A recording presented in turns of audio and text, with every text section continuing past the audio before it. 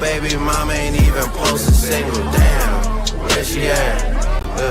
Your baby mama ain't even posted single. Damn, where she at? Your baby mama ain't even posted single. Damn, where she at? Your baby mama ain't even posted single. Damn, where she at? Where she at?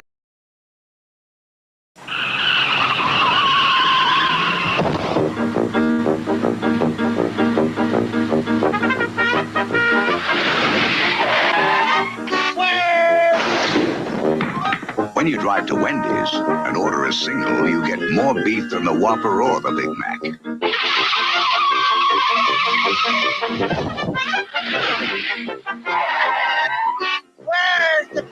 At Wendy's, you never have to ask, where's the beef? President of the United States, President Obama.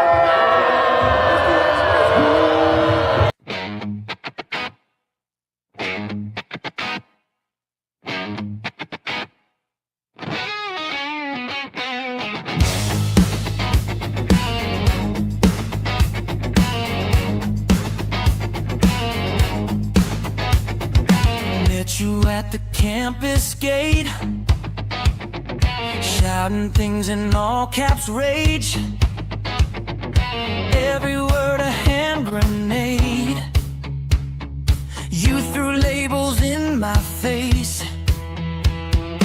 You don't listen, you just yell. Turn my doubts into your hell. I won't be your enemy. You won't make a clone of me.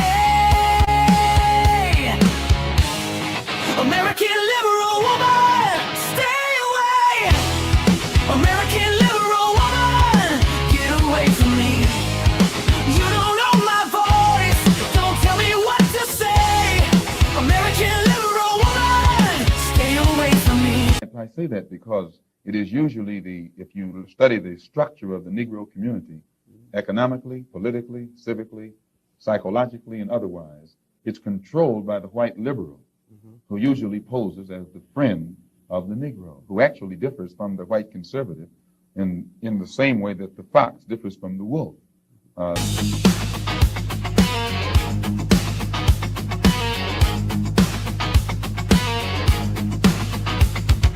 Every talk's a courtroom trial. You cross-examine my crooked smile.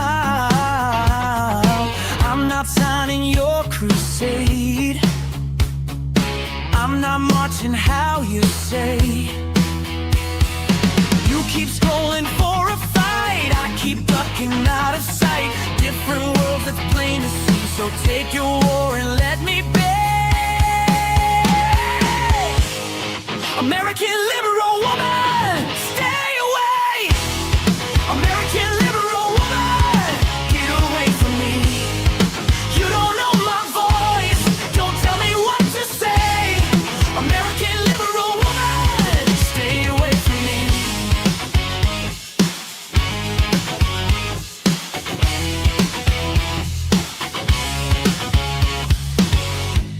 I'm not your project,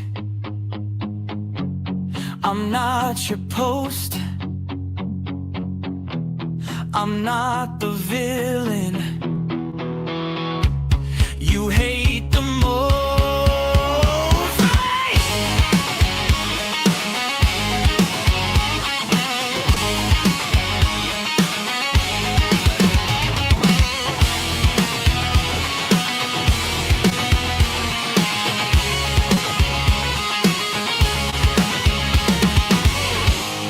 American liberal woman, stay away. American liberal woman, get away from me. You don't know my voice, don't tell me what to say. American liberal woman.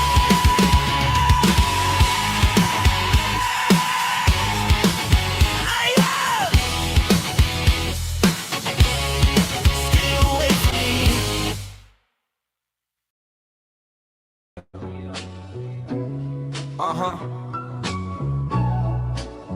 We all live.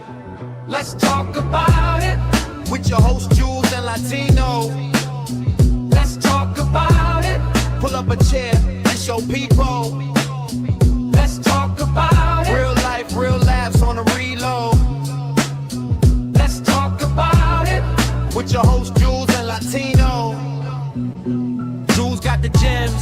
Big facts, Latino bring the spice. No cap, 2 mics, 1 vibe. Tap in, turn it up, tell a friend. Let's begin. Let's talk about it.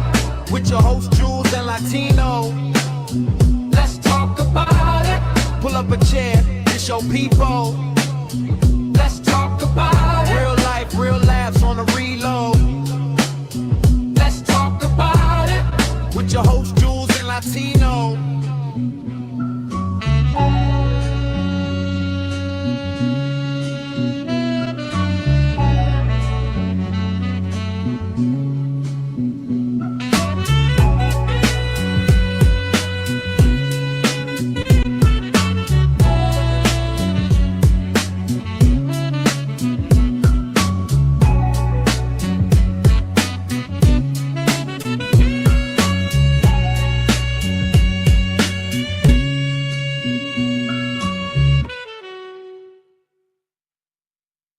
Whatever the fuck you want to say don't mean I gotta listen to it and not stop talking because you want to talk.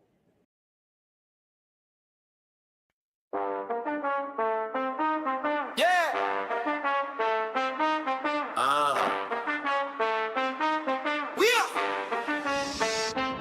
Let's talk about it. With your host, Jules and Latino. Talk about it. Pull up a chair, this your people. Talk about it. Real life, real laughs on the reload. Talk about it. With your host, Jules and Latino. Jules got the gems, big facts. Latino bring the spice. No cap, 2 mics, 1 vibe. Tap in, turn it up, tell a friend. Let's begin. Let's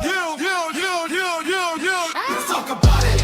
With your host, Jules and Latino. Talk about it.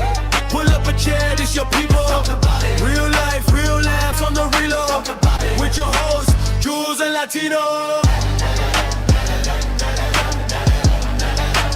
Jules and Latino. Jules and Latino. Come on, Latino, you gotta stop supporting this shit, OG. Welcome to Let's Talk About It with your host, Jules and Latino. What's up to everyone in the chat? You want to do shout outs real quick? Yeah, hey Prometheus, what's up? It was so great chatting with you and seeing you the other day. That was fun times. Thanks for coming back. Good to see you. Shout out to Prometheus. Shout out Thunder Chicken, and also shout out to Nunzio over in the other chat. I'll try to keep my eye out, but I'm slower on that one, guys. Where the fuck is my lighter? Oh, I hate buying like these little gray lighters. It's like I'm not colorblind. No, I'm not colorblind, but the colorful ones you could just find them. You know what I'm saying? This shit just no. I mean, dude, my man loses lighters like he's drinking water or something, and then like 5 will show up at once or something. Yeah, I'm starting to feel like they don't last as much as they used to. Oh, good. Welcome over here, Nunzio. This is easier and better. Thank you so much. Well, yeah. Oh, I was laughing. I'm sorry, real quick. I was laughing my ass off at the meme of. You need to send me that one, by the way, please. It was like if you video yourself crying and put it on the internet, I hope whatever you're going through gets worse. Yeah. Through the American liberal women shit. Yeah. You know, like I can't wait to get to the last topic. Like, and I'm gonna let you take like the mantle on that, and that's when I will drop the link after you're done saying what you're saying. Because after you guys say, yeah, that too.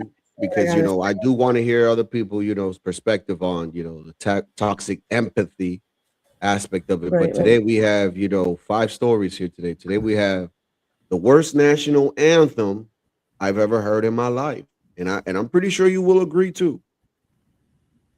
And a 15-year-old boy that happened to shoot his 31-year-old girlfriend in the face was on the run, and guess who he was on the run with, Jules?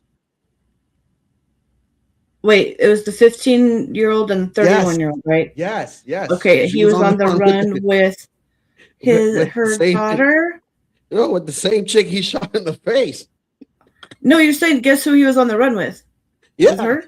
Yeah. Oh, okay. That's a trick question. That's a trick question. That is a trick question.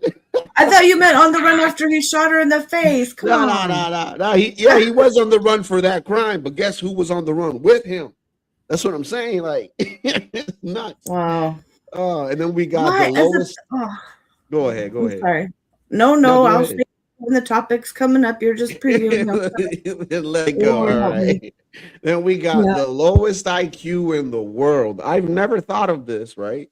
But today I was on YouTube and that video popped up and I was like, wait a minute. Damn, did I miss this? Like, for real? Well, we'll find out what country that is. I'm not going to spoil it.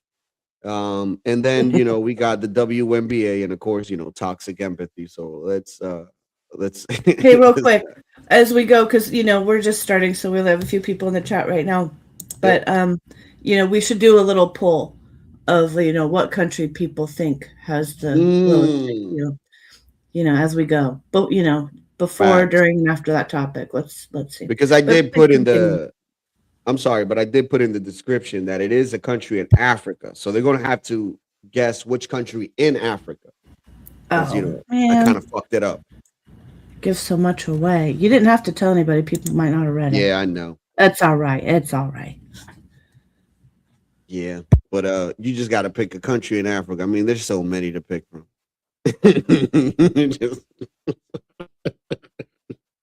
Shout out to Africa.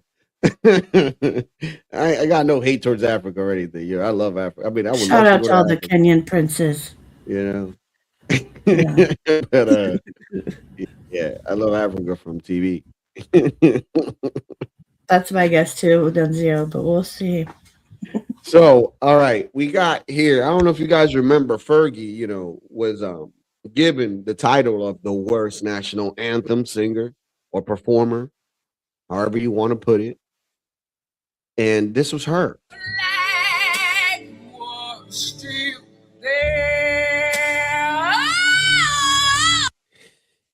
Yeah. Oh my God, she better stick to auto-tune.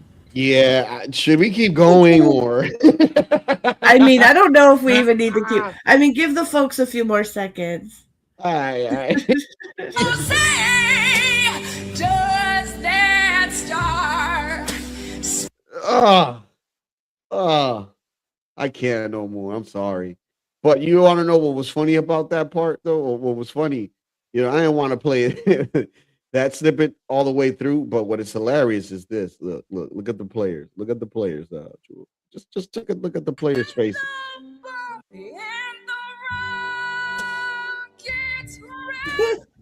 Yo, he's disappointed, bro. Carl Anthony Towns, bro. Remind you. Have that black, does not sound like anything Lovely Lady Lumpus at all. Mm-mm. Carl Anthony Towns, half Dominican and half black. And look at him. He shook his head with disappointment. Look at him. Look at him shaking his head. Damn. He said, damn.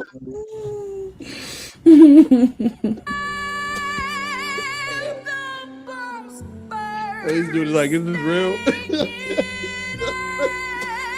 Kirby trying to hold it in.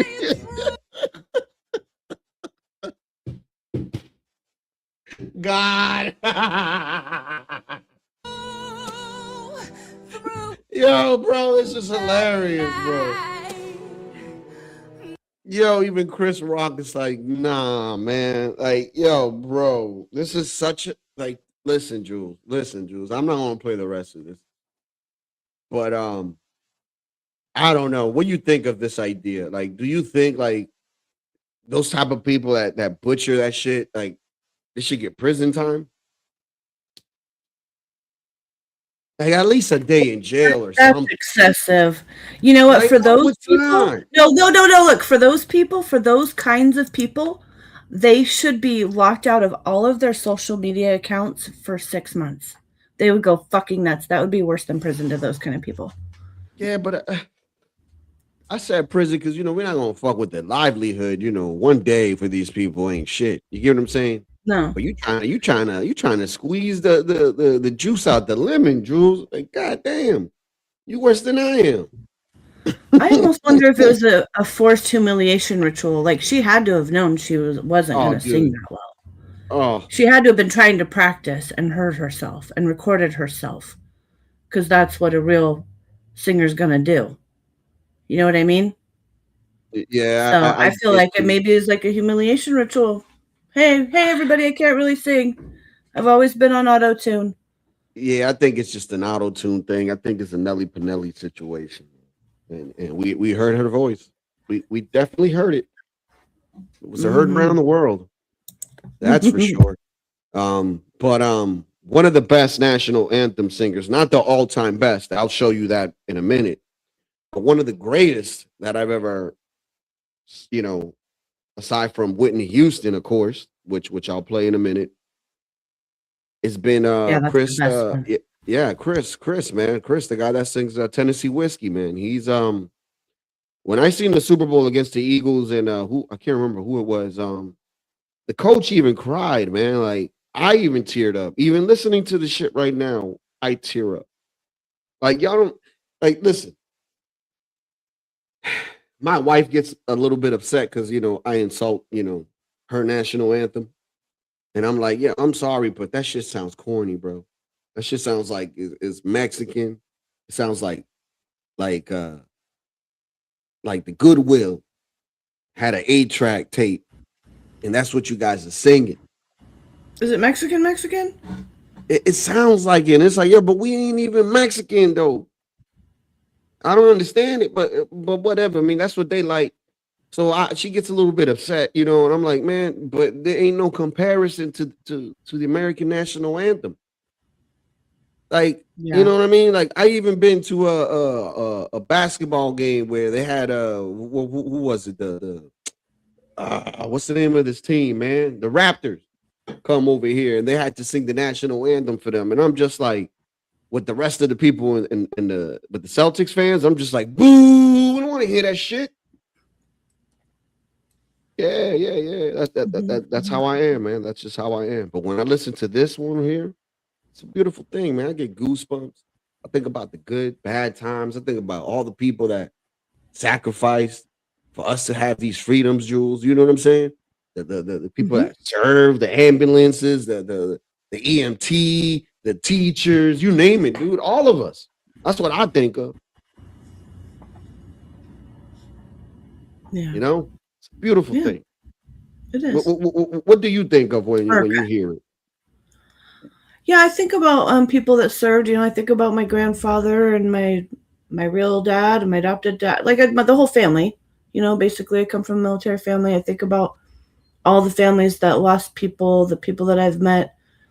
Because I used to go to the vets home a lot, and we would be visiting what would be my father-in-law. But there were people there that didn't get very many visitors, and I would go around and I would visit with them too. And my father-in-law would get jealous. He'd get mad, like, you're supposed to be here visiting me. So I just, I think about the lonely vets that are out there. Like, if you have time, just go visit a lonely veteran, go to the veterans home. So you want to volunteer, visit and spend time with people or something. They would love that. Anyway, that's what I think of the most. Then I do think of also, like how we all could come together after 9/11. Yep. And now everybody hates each other. Yeah, I can't stand it. If we could just unify, united, not divided.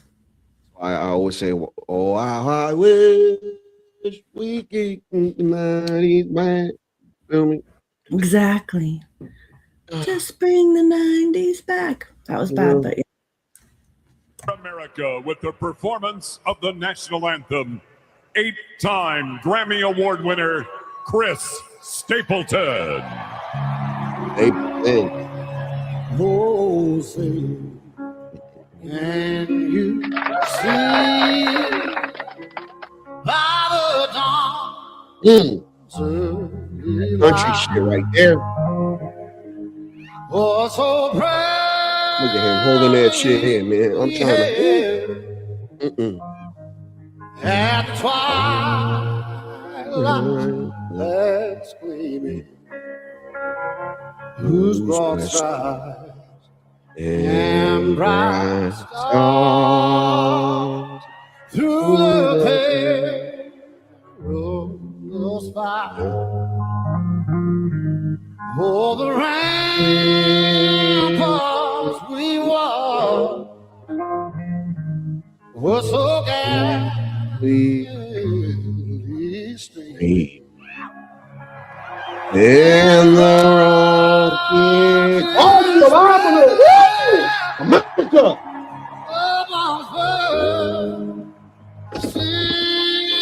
Damn it! Look at that man cry, Jules. That's it right there. You're supposed to fucking sing that shit. You're supposed to fucking feel it. All those people that goddamn died for that stupid bitch Fergie. Like somebody, one of those basketball players should have thrown a ball at this bitch. Sorry, I just get passionate for my country. I'm a patriot and I love America. So let me calm down. But seriously, Steph Curry, you should have thrown a basketball at this bitch's face. Klay Thompson, your career sucked for the past 4 years. You should have kicked this bitch or something. Like your highlight of your life in the past 4 years has been Megan Thee Stallion, and she's a whore. Like you should have kicked Fergie or something, dude. Sorry, Drew. Sorry. I digress. Oosa.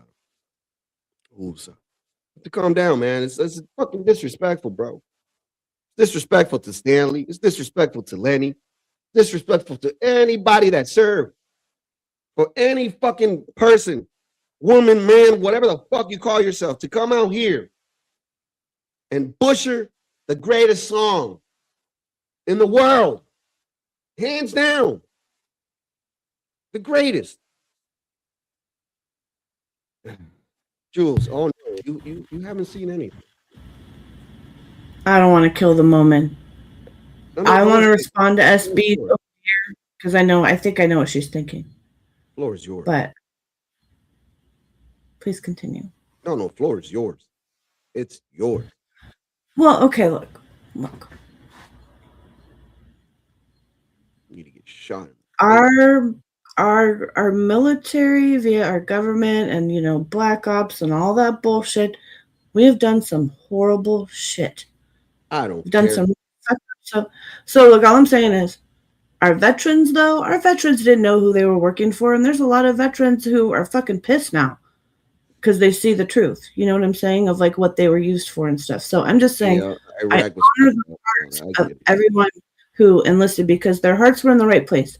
They thought they were doing the right thing. They thought they were protecting their family and their nation. Sometimes they were protecting the nation. There's all kinds of stuff we don't know that happened. You know what I mean? And there are good people in the military. So anyway, I just had to put my Jules spin on that. Thank you. No problem, Jules. I appreciate your input. Yo, but Jules, and CCM, shout out to you, Solid. The rest of USB, Cam, shout out to you, Cam, Day One, Cam, and probably Nate watching somewhere out the bushes somewhere. Shout out to you too, my brother. But CCM, yes, man, it was very emotional. I had to take it off because I don't want to tear up on stream and shit, and then y'all be like, oh, Latino soft. Yeah, I had to, calm down. But this woman here, man. Matter of fact, let me show you who she is first, because it's not fair that I'm going to criticize who this person is. I mean, she has made, I guess she was a backup singer or the main singer. I don't know, but I know I heard this song before. I know you heard that song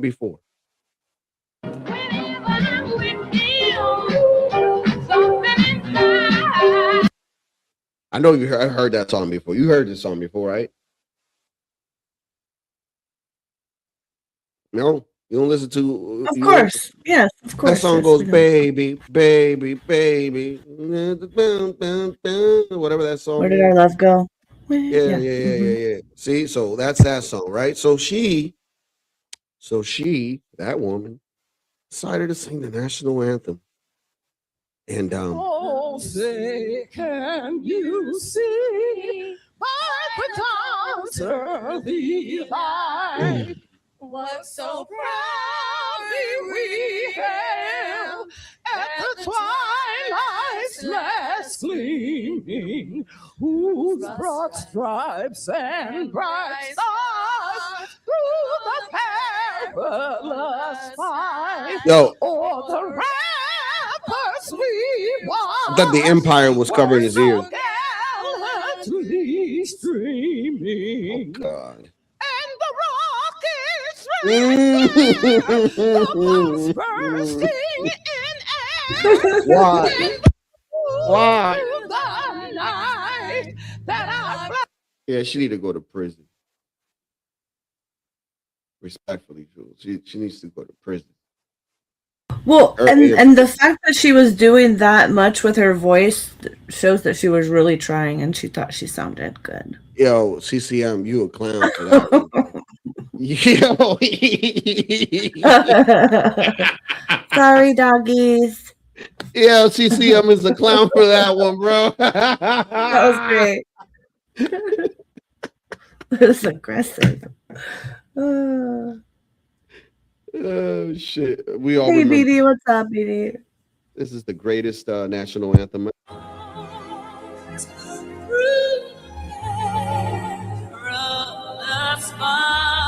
God damn! Even listening to it, still to this day, I get goosebumps. This is fucking nuts. Damn. Yeah, Whitney's Woo! version always Shout out gives to me that goosebumps. woman, man. Damn, man. Fucking drugs had to take her, man. God damn it. Ugh. No, that's a Okay. that's a cover story. No, I know. I told you who did it. I already told you. Okay. I keep telling you, he's connected to a lot of these people, man. That's why Insert music. That's why he's so crazy today. That's why he's nuts. You never seen him how crazy a motherfucker is? Always looking everywhere and shit. Fucking Ray J, crazy ass motherfucker. Always looking everywhere and shit. You never notice him? He's just a pawn, though. He's the patsy. He's gonna be the fall guy. You got to do the music for Clive Davis, bro. Come on. Yeah, of course, but I mean, somebody had to do the. You know what I'm saying? Right, do the D. That's what I was saying. He's a Yeah, pawn. and that was apparently, alleged homeboy. You know what I'm saying? But you ready to get into that? Yeah. Fucking Christ! This story right here is fucking wild, and this is gonna be a short one because I couldn't find too much on it, but I know that it's a real story. Check this out. You guys ready for this? Because before I play this, I have to play this first. It's just only right. It's just only right. Are you dumb, stupid, or dumb? Are you dumb, stupid, or dumb? Are you dumb, stupid, or dumb? Are you dumb, stupid, or dumb? And Baton Rouge police are looking for a woman accused of hiding her teenage boyfriend, the same boy who shot her in the face. Police say 31-year-old Charlitria Thomas lied to officers about knowing where the 15-year-old was and then drove him to Mississippi. A Mississippi trooper stopped the car December 31st and arrested the teen on charges including attempted second-degree murder and armed robbery. Thomas now faces a warrant for accessory after the fact. Damn. I'm going to let that one repeat itself again because it's so good. And Baton Rouge police are looking for a woman accused of hiding her teenage boyfriend, the same boy who shot her in the face. Unbelievable. Police say 31-year-old Charlitria Thomas lied to officers about knowing where the 15-year-old was and then drove him to Mississippi. A Mississippi trooper stopped the car December 31st and arrested the teen on charges including attempted second-degree murder and armed robbery. Thomas now faces a warrant for accessory after the fact. Yeah, she like them badass little YNs. That's what she got a type. Yeah, boy, she got a type. Yo, bro, this is wild. This is amazing, Jules. I mean, I really, you know what? You go ahead first because I got something to say after this because, I just can't believe. I mean, I know that there's people out there that I can't say the word, but what the fuck, like 15-year-old? Why would you even want that? Like, because he was probably the cool bad kid in the hood. Do you understand what I'm saying? Like, no, maybe that's because you what it could is. control him and tell him what to do or something, and maybe I mean, control is it when the kid is shooting you in the face? And you, I don't know. You're still going with him anyways. I mean, it looks like the kid has control. It's crazy. It's crazy. Like, respectfully, you know what I'm saying? Like, I'm just analyzing here. I mean, you get shot in the face. Are you going to leave with that individual? Oh, no. I mean, I guess if it was an accident. I mean, I don't. This is crazy. I don't know if it's an accident or not, but the kid is a little badass. And you know, she probably one of those, you know, ghetto ass hoochie mamas. And how can you think a 15-year-old is like can protect you? Because I'm trying to tell you, bro, it's a popularity thing. Bro. Where she's at, those other dudes, you know, they're probably not doing what the little kid is doing. He probably hustling, doing this, doing that. He probably a little badass kid, bro. So to her, she's like, okay, he's doing adult things. So you know what? He ain't a kid to me. That's how she see. I'm not saying it is right. I'm just telling you how most of these people would see it in the hood, bro. Because I've seen this shit. My homeboy is one of these dudes that got caught up at the age of 16 with a woman that was 32 or something. They have a kid and everything now, and they're married. What up, Moxie? Yeah, man. But one thing I do gotta say is I just find it funny and interesting that you know, most men are labeled predators. And I tried to explain to my wife that you guys cannot claim that shit anymore because we're living in a society where women are now dominant as much as the men are, or even more. So it comes a point in time where the woman mindset no longer, she still may be a woman, but she may not have those feminine traits because she's been focused all her life to have, you know, that dog in her, right? So this is what I'm saying, like, and I try to explain this to my wife, and she's like, at first she wasn't like seeing it, but now I'm like, now you're starting to see what I'm trying to tell you. She's like, yeah, I get what you're saying, and I'm like, yeah, dude, like I'm telling you, man.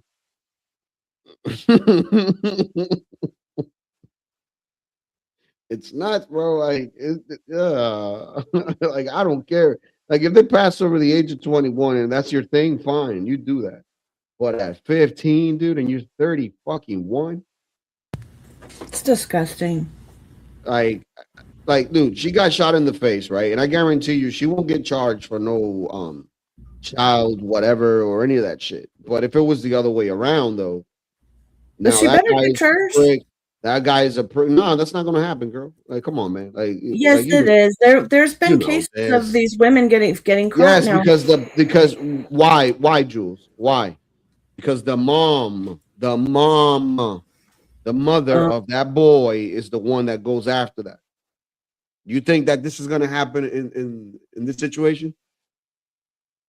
Well, it really depends on their state and their state laws. To be sometimes the sheriff or the police officers, whatever, they can really, it would be the DA can file the charges. It doesn't have to be the victim. A lot of states it has to be the parent or the victim, but there's some states where the DA can just do it. Do you remember the story of the teacher that got caught up with the young black boy, and basically the mom was like, nah, like I'm not even mad about it. Like I actually I want to drop the charges on the woman. This is a black mother talking about the white woman that's locked up that slept with her son that is 14 years old. Okay, black mother said that she. You remember this? I played this shit. You remember? We did a stream on this. Like I popped the story and everything. And I was just like, that's amazing. But why? And I asked you this question. I can't remember what you said, but I know that somebody, I don't know if can't remember, but or if it was me, but that reason is because shit, they see her as a ticket. They see her as a not a way out, but as an income or something. Like you keep messing with my son as long as you know got some cash over here, whatever. You take care of him. I don't got to take care of him no more. Oh my God. Yeah, that's crazy. And maybe a little bit of you want to know how I know this is true? Status. I don't know. You want to know how I know this is true? Because there's a lot of single moms. Remind you, baby boy is a great example. And this is not even a black thing. This is like a lot of single moms that do this shit that's toxic as hell, bro. Like baby boy is a great example, right? So that's my baby. That's my baby all the time. Just babying his ass all the time until the motherfucker turned 18. And then she brought a man to the house. Man the fuck up. All of a sudden, from one day to another. It's like, bro, how you expect him to be a man if you've been babying him all his life? And it's not to say that it's not too late for him to be a man, but you expect that shit to go from one day to another and expect him to be a man. That is nuts. That's insane. And you know how many times I've seen that shit happen? Like even on the Dr. Phil show.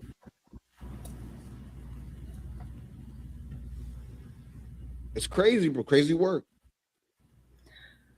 The thing that I don't get is if they're bossier than, allegedly I would be or something. Why can't they raise the boys? I mean, I've always had the dads in the lives of my kids and stuff, but there were plenty of times when dad's not around and you got to rein that shit in. Otherwise, it's chaos, and you got to do it when they're like 2, 3, 4, 5. Like, they have to already be listening to you, because then by the time they're 14, 15, 16, and I mean, you have 3 that are basically 14, 15, and 16, you're fucking over. Even if you just have one kid that can run you over, like you have to have control so early. Let me put it simple. What does a man really want in life when it comes to a relationship? Peace. Peace. Yeah, peace. Yeah, peace. Right? Mm-hmm. Who is better to teach a young boy about peace and on how to control his emotions and his anger? Well, honestly, I think that would take a great both parents, but I know you want me to say men. I mean, but I think there's a reason why motherfuckers are crashing out right now, coming from single mom houses. That's not me saying this. And then statistically speaking, I know that it's less dads. There's less dads. I think it's like an 80-20 clip or some shit like that. But in that 20%, kids are successful. I believe it was like 85 or some shit percent like that. And I know we can't compare because it's, like I said, it's a small number. But the reason why I bring it up is because, damn, could it be possibly that the man has both chromosomes? And maybe this is a way, I don't know. Like, that's just my explanation of thinking things sometimes. It's an interesting way of thinking about it. Yeah, that's a good point. Perhaps. Saying, because like, I don't know. And it's not to say all single moms, because my wife comes from a single mom and she's fucking great. She's awesome. And but like I told her, she's always had uncles and shit, in her house. Because she lived at her grandma's house for pretty much, much of her time when she got here from 2001 to like 8 or 9. So she lived with her uncles and shit. Oh yeah, I'm sure that helped. So, yeah. Mm-hmm. And that's why the community, like the greater family, is important. Like, we've gotten way too far away from kind of like communal living, or the village. It takes a village. Well, people barely have any villages anymore. Bro, Jules, I'll tell you something. A mishmash of, if I was to do something bad in like where I lived, my parents would know about it. And I would always wonder, like, yo, how in the fuck do they know? But that's because there was a neighbor. It's like, yo, your son. Moxie, no, that was his girlfriend, Moxie. That was his girlfriend, Moxie. That was his girlfriend, Moxie. 31-year-old, and he's 15. That's his girlfriend. Mm-hmm. Yeah, some Bonnie and Clyde shit, but he shot the wrong target. He shot he shot her. That shit ain't even funny, man. Because it's like, come on, man. That's fucking crazy, bro. Like, how you?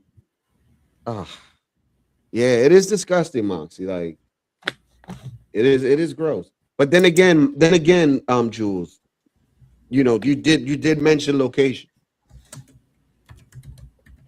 And, he lives in Baton Rouge. That's where they from.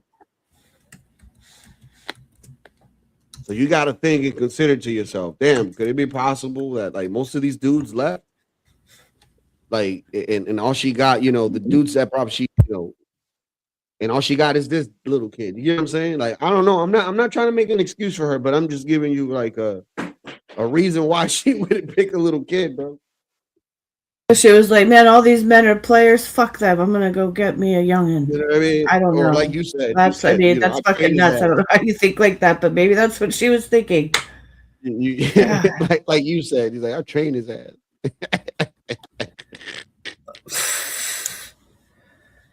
Oh God.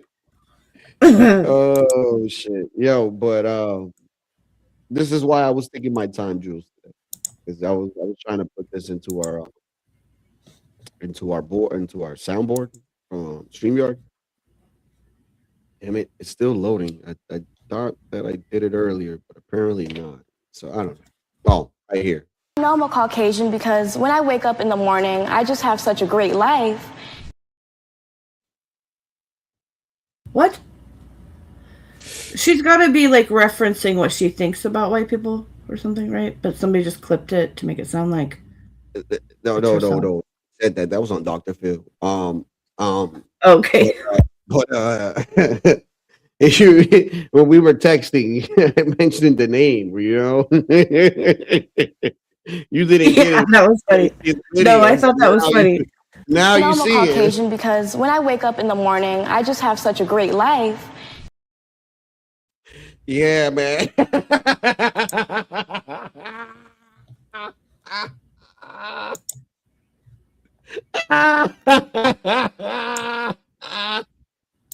Maki, tú sabes quién. Tú sabes quién.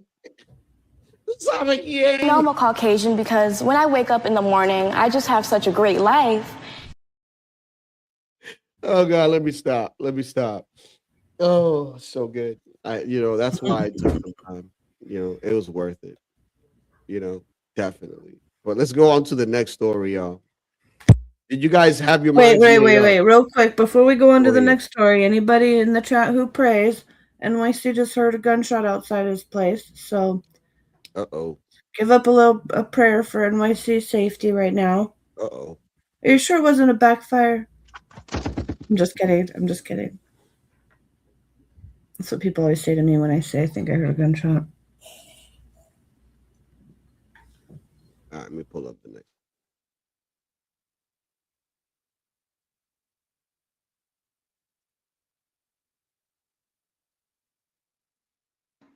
Our candidate included a mix of young and old participants, male and female, as well as A-level students.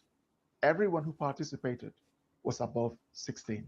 Only 3% of the participants scored 102, and another 3% scored over 80 and over 90, respectively. The highest group, 26%, scored 69, followed by the second highest group, 20%, scored 76. Disappointingly, 52% of participants scored below 70, accounting for half of our candidates. Overall, the average score was 73, while the median was 69. This raises some pertinent questions. How does IQ affect a population's ability to invent, produce, develop, or run a country? Is the IQ test really useful? All right, so that's just a preview of what we're going to watch, okay? Yes, sir. What you think so far? So far, so good. Let's go. Now, this is a longer clip. Well, what can you do with an IQ of under 60? The average IQ is 75. That's what those who watch my channel especially Westerners often comment is the IQ. So we decided to go to the streets of Nigeria to conduct our own IQ test. I raised the budget and dispatched my team. Well, the findings were very disappointing. Welcome to Bantu page. It has been reported that Africa has the lowest IQ in the world today. On the streets of Nigeria, we have come to confirm that. We will conduct IQ tests and bring you the numbers. You see, there's something about black people. Whenever a white person come up with a report that's negative towards black people, they complain about racism. Well, lately, I think they hate me more than the white now. Yeah, it's true. It's true. It's true. And I got a video for that too. Like, I wasn't going to pull it up, but he made an interesting point that I do have to pull it up now. So you're going to and I have to say, I didn't even know, I have to tell everybody, and you could tell everybody, I didn't know that you had this, that you were going to play this when I said shout out to the Nigerian princess. No idea. There you go. I mean, I guess you guessed right. All right. I guess you guessed right, huh?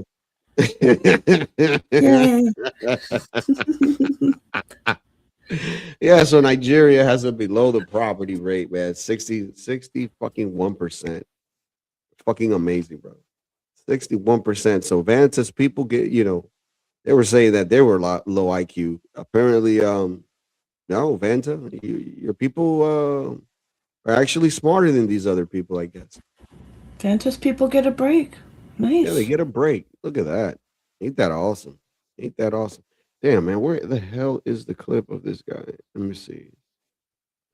Vote fatigue. No, not vote fatigue. Oh, yeah, right here. Okay, guys. All right. So if I play this clip, let's continue. I raised the budget and dispatched my team.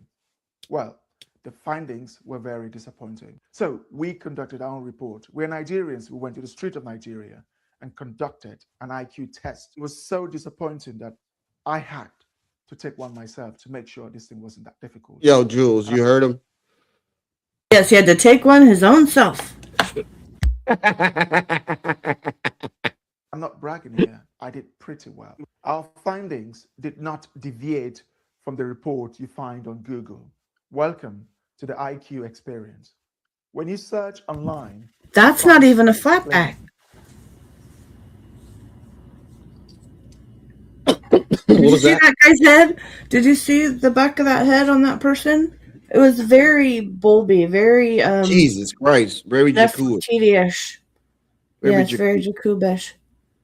Yeah, we may have to. Moxie, the video is low. I'm sorry.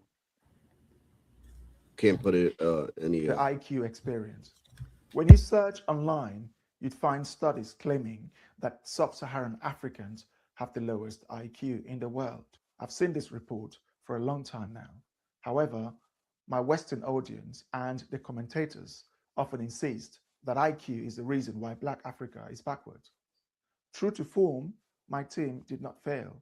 They delivered a thorough result, and we have the video evidence to prove it. IQ testing has two formats. William Stern developed the original classical formula based on Alfred Binet's work. The modern version, which no longer uses the term mental age, instead, it applies statistical normalization. Yo, the chat is diabolical, bro. With a standard deviation.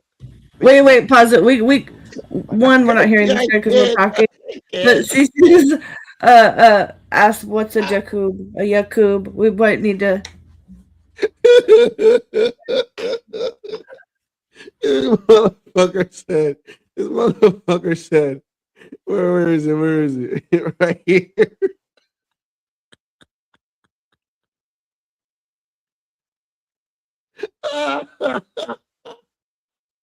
Oh God. Oh man. Oh, the next segment is gonna be fucking even sweeter because you guys are gonna come up with names. I know you guys are pieces of shit. Respectfully, I say it out of love because I'm a piece of shit too. So don't take it as an insult. Go ahead, Jules. CCM asked what's Yakub, so we might want to share that later or something because we referenced it. Oh, definitely. If you want to pull up a picture of Yakub or something. Well, and maybe just a quick little. I'll try to find a short, but go. Want to finish this video? But maybe rewind it like 10 or 20 seconds because we were laughing too much. I got you. Version which no longer uses the term mental age. Instead, it applies statistical normalization where scores are distributed around a mean with a standard deviation. This method was influenced by the statistical work of David Wexler.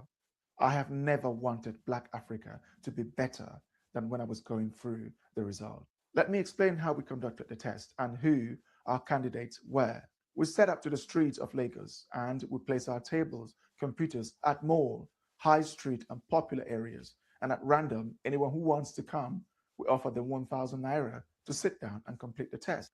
In Nigeria, financial incentives are often necessary to encourage participation. It's hard to determine whether the monetary reward. Time out. Wait. I know I'm a Caucasian because when I wake up in the morning, I just have such a great life. All right.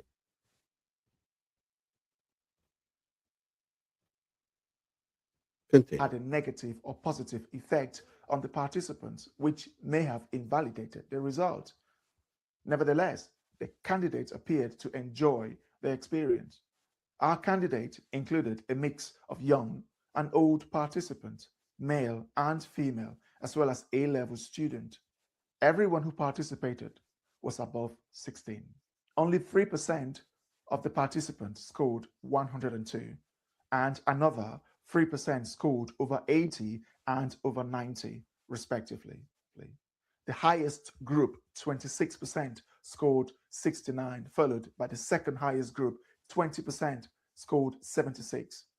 Disappointingly, 52% of participants scored below 70, accounting for half of our candidates. Overall, the average score was 73, while the median was 69. This raises some pertinent questions. How does IQ affect a population's ability to invent, produce, develop, or run a country? Is the IQ test really useful? IQ.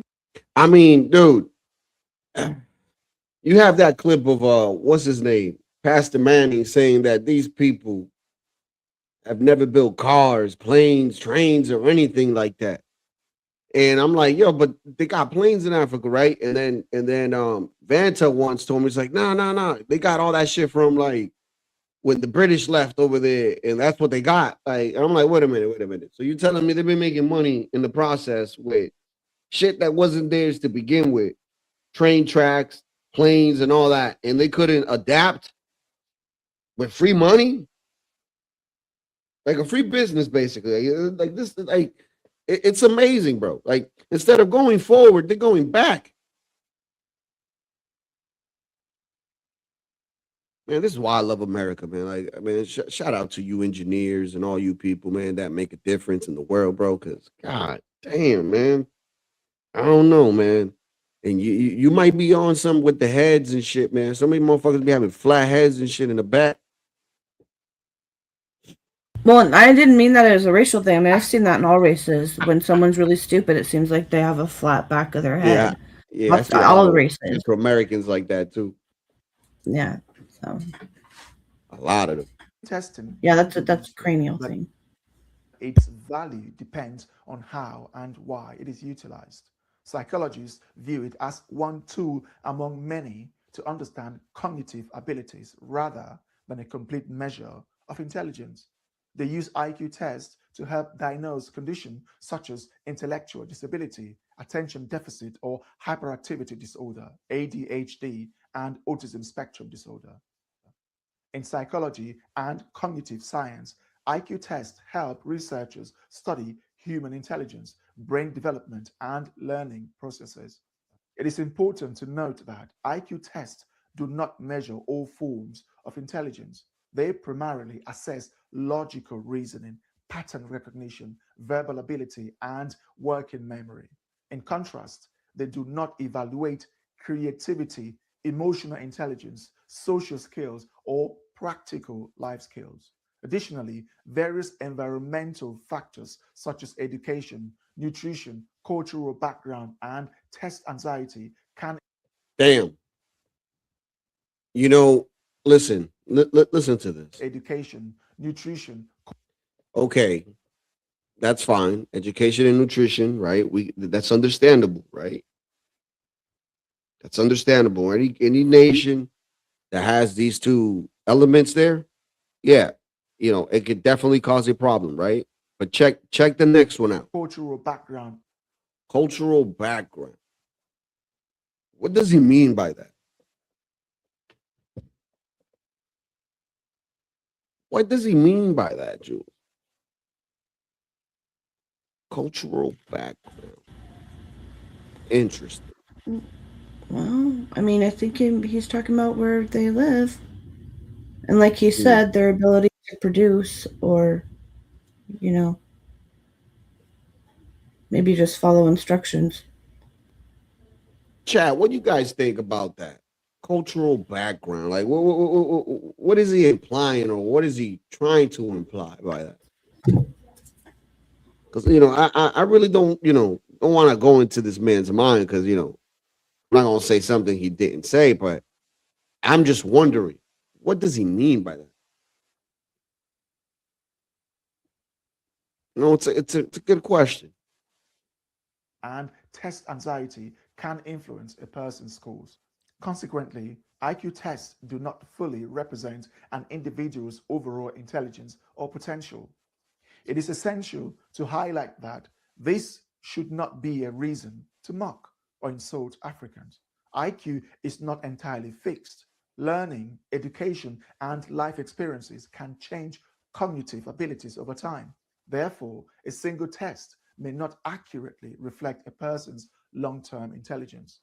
If you think we're wrong, if you think we missed anything, please leave them in the comment section below. And also, don't forget to like, share, and subscribe. Thanks for watching. You want to show him who Jakub is? Yeah. Let me get that. You already got it clipped up. All right, let me go grab some weed real quick.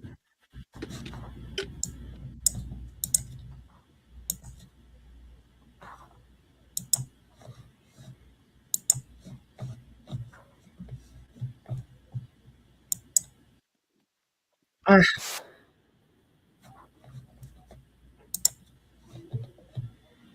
have to do it this way, though. Created the white race, but who is he? Yakub is part of the mythology of the Nation of Islam. According to the Nation of Islam's mythology, a very, very long time ago, the city of Mecca in like modern day Saudi Arabia used to actually be a thriving black utopia, kind of like a desert Wakanda. And it was there that Yakub was born. Yakub was described as rebellious with a overly sized head. That head containing a special brain that was smarter than the rest of his contemporaries. He would go on to grow up and become a mystical scientist who was then thrown out of Mecca by the black utopian elders and was sentenced to exile in modern-day Greece. As revenge for his exile, he used his scientific genius in a process called grafting to create the white man, a new breed of human that was extra deceitful and manipulative. Eventually, they break out from Greece, they take over the world, and now we currently live in the age of the Yakubian white devil. However, according to the Nation of Islam, someday the chosen people of Allah, that being the spiritually enlightened black man, will come to rule the earth after 6,000 years. He created the white race, but who is he? Yakub is part. So there you have it. Now you know who. I told you we made you. I told you we made you. Told you apart, dog. I told you we made you, bro. No, all serious. All jokes aside. All jokes aside, I found an interesting video here, and I sent it to you and Nate. So I think you guys have already seen it, but I want to show the chat. Let me ask you a question. Let's say a member of your identity group goes somewhere he shouldn't, gets asked to leave, and instead of leaving, he pulls out a knife and stabs a teenager to death. Do you A, denounce the crime, B, stay silent, or C, give him $500,000? If you chose C, then congratulations. You might be a black American. There's been God Damn, this guy coming in hard, bro. Nope. Wrong button. Wrong button. I ain't mean to applaud. Like, Jesus, man, this guy coming in hard, bro. Yo, listen, get ready for this video, man. And this guy's channel, subscribe. He was live earlier. I was on his channel too, saying stuff in the chat. His channel's Basic Logic. This man had 100,000K last week. So refreshing. Yep. Oh, dude, like this guy is a British dude, I think, or he's from somewhere in Europe. But Jesus Christ, man, this guy, oh, dude, like this video here, oh, this is the shit.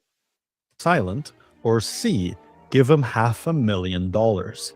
If you chose C, then congratulations. You might be a Black American.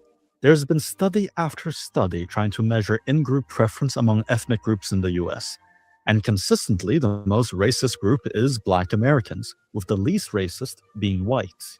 Their exploits include, but are not limited to, burning down entire cities because one of them got shot while attacking a policeman or overdosed, founding a nationwide cult to describe non-blacks as soulless and demonic, taking an entire month to celebrate their history, mostly without knowing their history, stealing other cultures' historical figures and beloved folk tales. Yo, I had to stop it there.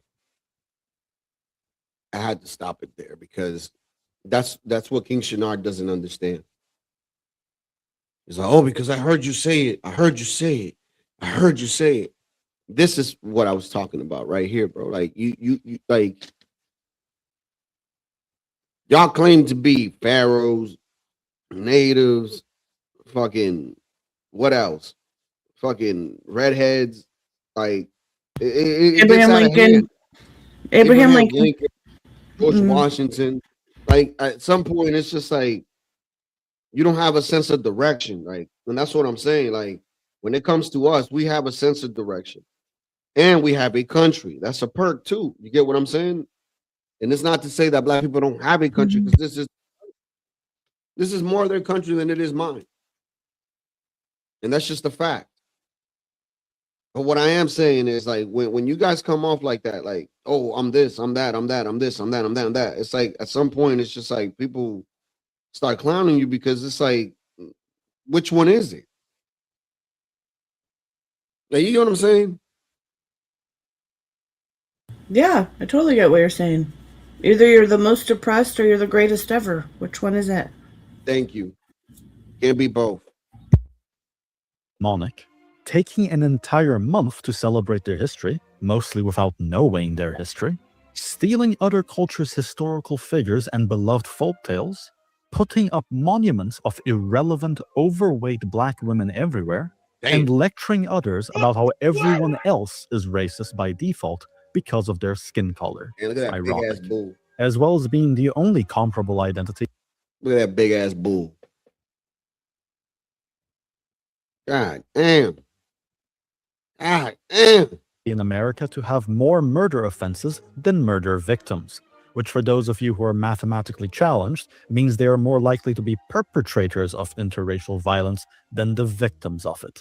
But why are they like that? In this video, I go over the main theories, and if you enjoy it, consider subscribing, it helps the channel. Theory 1. Historical grievances.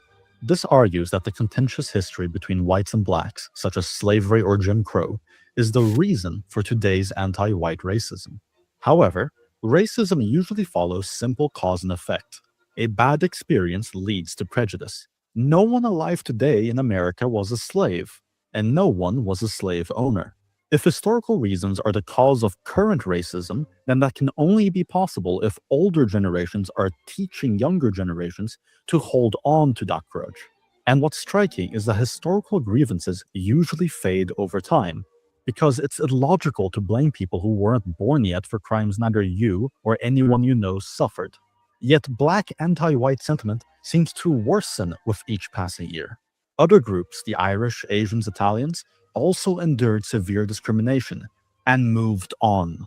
That's why I'm confident this is mostly rationalization, not the root cause. Which brings me to theory 2. They're taught to hate. This one is more compelling. Education and media have pushed anti-white sentiment hard. In schools, slavery is often taught as a unique white crime, ignoring that slavery was universal across human history, that Africans enslaved and sold other Africans to Europeans, and that it was Europeans who led the global fight to abolish it.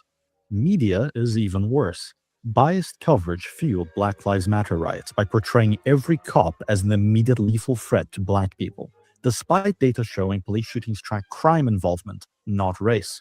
This narrative made black suspects more afraid, less compliant, and more likely to escalate. Movies, news, and activism reinforce the idea that America is irredeemably racist against blacks, despite it being largely a fiction. If you disagree, I offer you the following challenge. List a systemic disadvantage that black people have, but you can't just say an effect like black people go to prison more. You have to mention a current-day, unique legal discrimination that causes it. Theory 3. They're paid to hate. Put simply, being racist against white people is profitable. 2020's George Floyd riots caused billions in damages, and yet corporate America donated hundreds of millions to the organizations behind it. Victimhood is used to justify programs such as DEI, affirmative action, and talks of reparations. Grifters on social media can make their livelihoods by simply lying about key social events to paint black people as victims and get hordes of racist support, causing a feedback loop with theory 2. It also gives them cultural dominance, since no one can criticize them without being labeled racist. The trick is to maintain the lie that black communities are eternally victimized in America. That way, the people supposedly oppressing them keep giving them money out of guilt. Which also explains why Black America has an envy problem in their own community, as successful blacks break that illusion. Successful blacks, especially Nigerians who outperform other blacks dramatically, get called all manner of creative slurs. So if you want to know how to end black racism, just stop paying them to hate us. Of course, you'd also have to convince the self-flagellating white liberals, so good luck with that.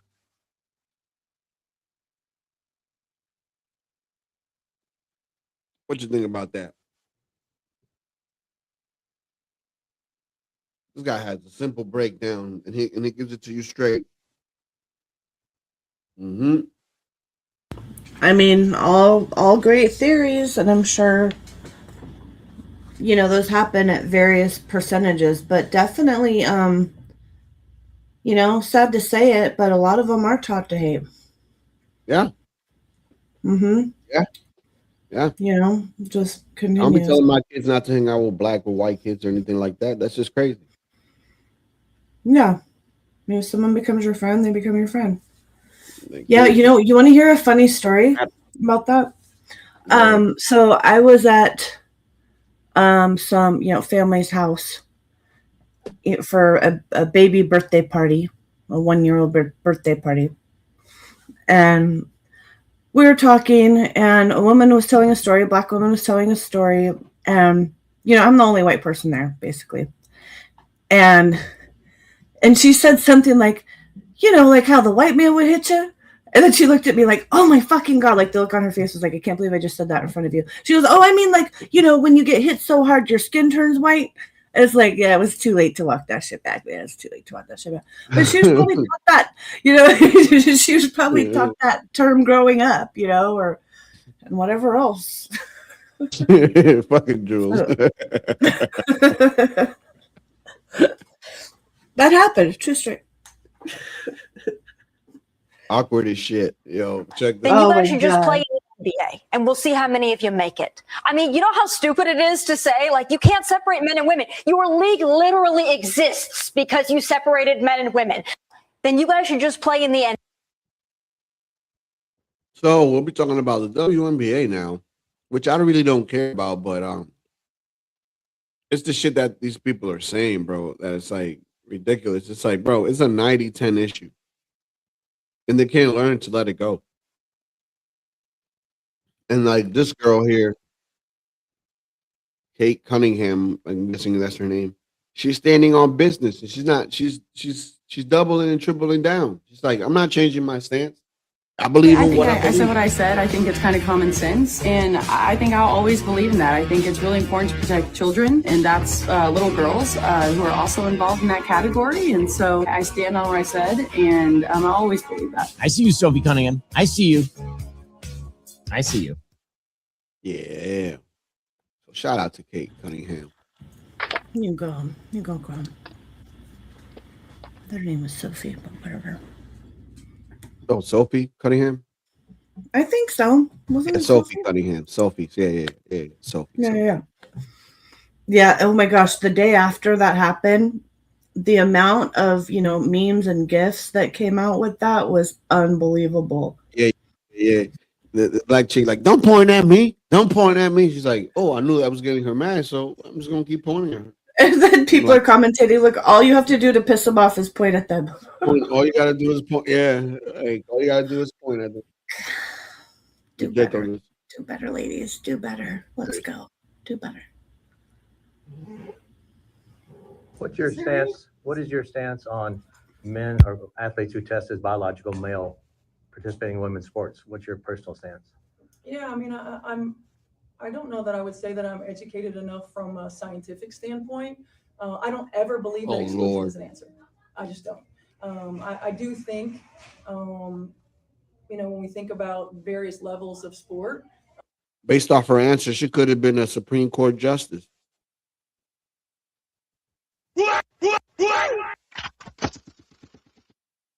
You saw what I just did there, right?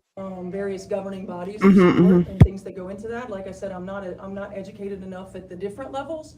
I know growing up, I played with the boys all the time. So there you weren't would girl sports. Would you welcome a biological male? Yeah, but not in the league. Not in the league.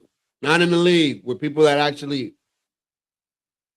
played years and years on what track, field, swimming, whatever the case is. Like, you're not gonna play with those dudes. Oh man, like, this is nuts, bro. Like, they're so delusional, bro. And this is part of toxic empathy right here, too, Jules. Not for nothing. This is part of toxic empathy right here. Again, it's like I don't know. When we talk about biological male and scientifically where we are, I think it's a totally different scenario.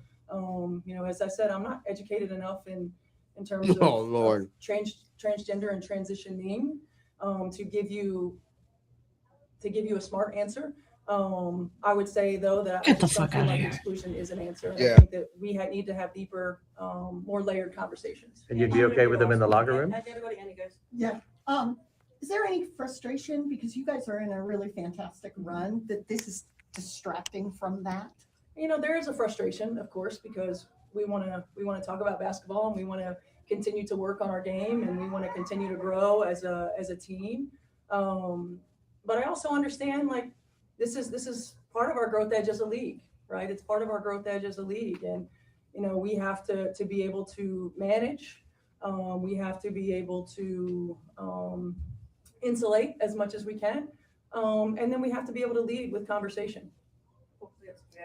Thank you so much. This bitch sound like a tool. That's the stupidest shit I ever heard. Then you don't need a WNBA. You just need like a D League or something. Get the hell out of here. That's not what you just did there. Oh, that was a good one. Yeah, D League. I didn't even mean it that way. I know you did it. Yeah, but that was funny. I did it. That was funny. That was great. That worked out. That was great. A D League. No pun intended. No pun intended. It really did it. I didn't even think of it. Cheryl Reed wearing a shirt today in support of trans kids. Trans kids belong on the shirt. Just in the aftermath of Sophie Cunningham's recent comments, we actually saw Cheryl and Sophie speaking at center court. I wonder, are they born trans? Like, do like pop out the vagina transformer, or like, do they become? No, trans? Remember all those parents that said that they're not doing that to their child. They're going to let their child choose. Remember all that stupid bullshit? Yeah. So Apparently, according to them, they aren't necessarily born anything. They get to choose. Yeah, man. Well, they keep putting that shit in their head. Because what little kid at that age, when I was that age, I wasn't even thinking about none of this shit. Like, come on, man. That shirt says it all. Trans kids belongs. That takes it right out of this little debate that we're having. How do you diagnose trans kids? What's the time frame in which you could say, I have a trans kid? There's no way to do it. If there is a phase, nearly all of them exit it. This was a change in activism, okay? Think about it. Why not wait? Kids going through a phase, why not wait? Because they disappear. The phase goes away. They become gay, they become lesbian. So why do they do it? Why would you go after children? You know, childhood gender dysphoria is a transient developmental phenomenon. It's not a fixed identity. So what is behind the idea of trying to fix it? It's because the intervention actually perpetuates it. It creates a higher persistence of the dysphoria. People don't talk about this. Why do you think it bothered me so much when they talked about pronouns or having kids change clothes in the where boys dressed up as girls in Drag Queen Story Hour, or even the name changes? And why did I find that deeply immoral? Because it created a higher persistence of the dysphoria. It was a self-reinforcement. And it warped the natural development of a child. That woman wearing that shirt has no idea what she's talking about. This isn't Bigfoot. This isn't wearing a Loch Ness Monster t-shirt where you know it's fake and it doesn't hurt anybody. That actually destroys lives. She's an idiot and she's a coward. Jesse, I think this is really about some of those coaches wanting players with a biological advantage on their teams, so they have a higher winning percentage. I think that's why you're seeing, the owner of the Seattle. Yeah. When LeBron retires the NBA, he might just come out trans, or Dwayne Wade's son, might just, say, fuck it. I've been a trans all my life. Why the fuck not? But Clay Travis. Yeah, and who was the chick, Brittany or whatever the fuck, that got arrested in Russia? Yeah, Brittany Griner. Yeah, I'm pretty sure that's a man. Yeah, same here, dude. I heard that's a dude. Like, if you look at the like, weird and shit. It's just the hips and the waist and the whole torso, like proportions. That's very male. I don't care if you got braids. Yeah, man. But Clay Travis, he had a couple words for the WNBA, and basically put a wager, $10 million to face a high school team, any WNBA, the best WNBA team, which is the Vegas, right? You pick them against any high school team of his choice. I've got two aggressive moves that I am undertaking here. And I'm 100% serious about this. And I'm going to share both of them with you. First of all, I will buy a WNBA expansion franchise as the primary owner of that franchise. I will bring them to my hometown where I do this show from, Nashville, Tennessee. I will pledge that 100% of my team will be trans. That will be men pretending to be women. Our entire coaching staff will be trans. That is men pretending to be women. We will not lose a single game. There are probably some games, Buck, where we will not even give up a single point.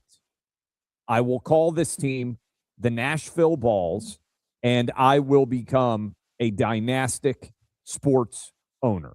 I will own a WNBA franchise. I will buy it, and I will play only men who identify as women. We'll wear wigs. We'll run around, do whatever we need to do to be officially classified as identifying as women. This is what they're now saying is permitted. I will do it. I will buy a team. I'll put my money where my mouth is. Secondly, before, Buck, you remember, I offered $1 million if the WNBA champ, which is right now the Las Vegas Aces, I believe, if they would play a boys high school state championship team of my choosing, I would give $1 million to the winning team. Buck, I will now give $10 million to the winning team. We will put this on pay-per-view. We will send all the profits, of which there will be probably tens of millions, to Tunnel to Towers, T2T.org, our good friends there, for mortgage-free homes for veterans, the families of veterans, first responders, police, people who have lost their lives defending this country. $10 million. I will wheel it out.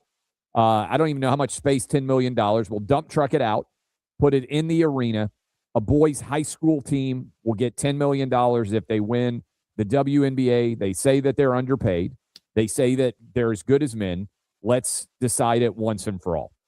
And I think you have to be hyperbolic to respond to the absurdity here, because if you are not, then they will just continue to chirp. They'll continue to talk. So I think you have to put money behind your words. I am taking them at their words, and I will put $10 million, boys high school team, state champ of my choice, versus WNBA, and or I will also purchase a WNBA franchise and only play men who identify as women, and that is the trans community in the WNBA. I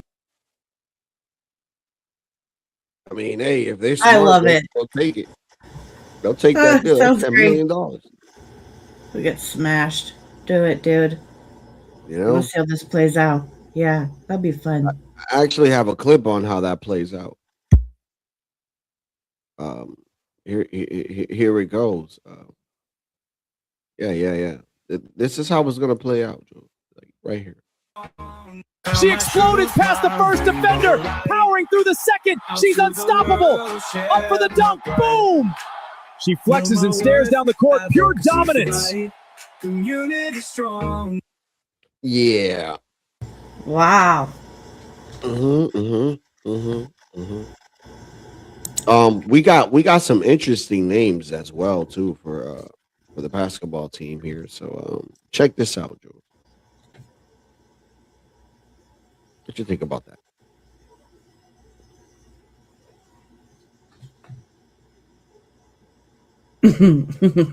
I think that's funny, but the balls, I like the balls. I mean, why not? You know, but there's other. Yes, this is cute though. This is cute, and it's a little less, head on. Ha ha ha. And then we got this one right here. What you guys think about this one right here? Louisiana Lady Boys.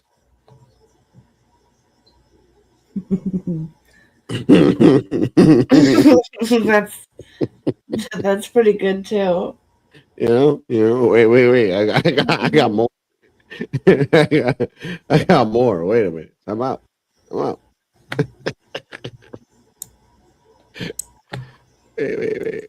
Right here. Nashville prostate. Oh no, that's too much. Wait.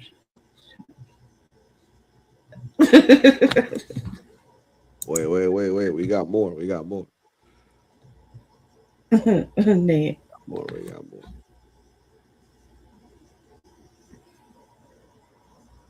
Nashville Cox.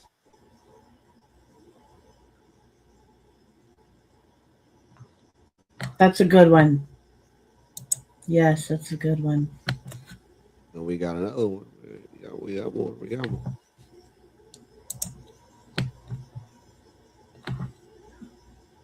Nashville Nuts.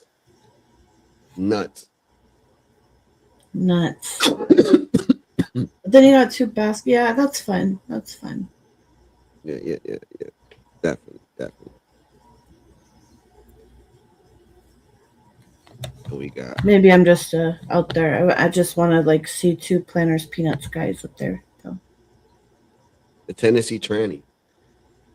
Ooh, that's a good one. Hey, chat, vote for your favorite.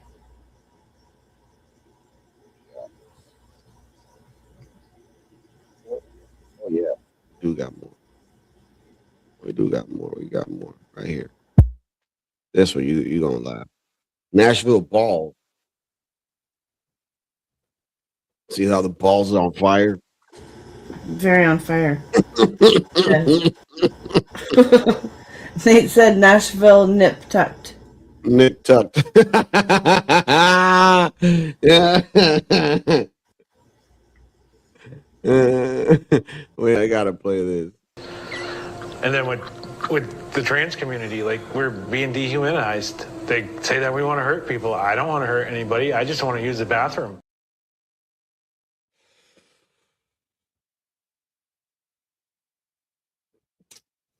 Yeah, Jules. What he wants to do is use the bathroom. But we couldn't hear it. We had no sound. All he wanted to do was use the bathroom. Are you Can you hear me?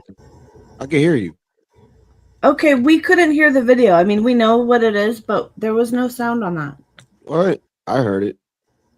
Well, we didn't. Weird. I didn't.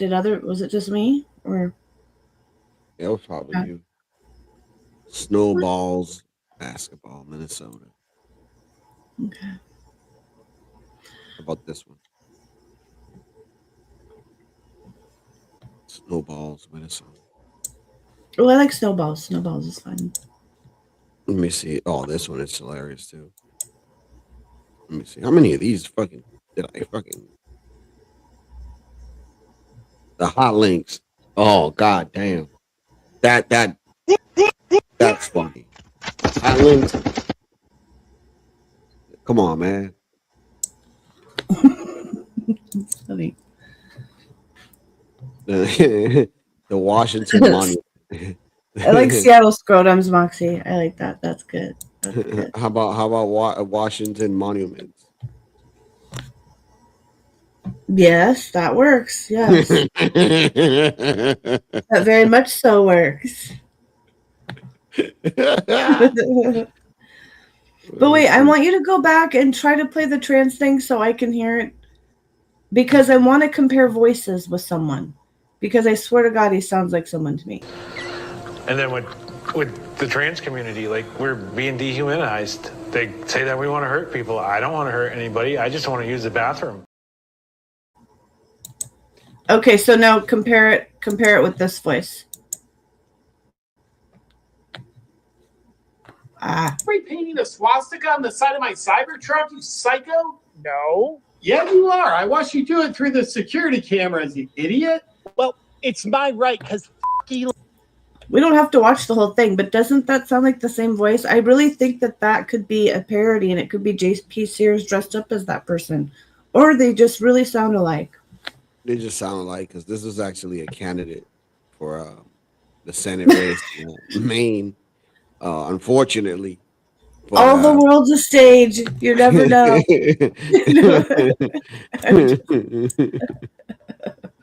Okay, I'm sorry. I didn't mean to derail maybe she's a stepping stool.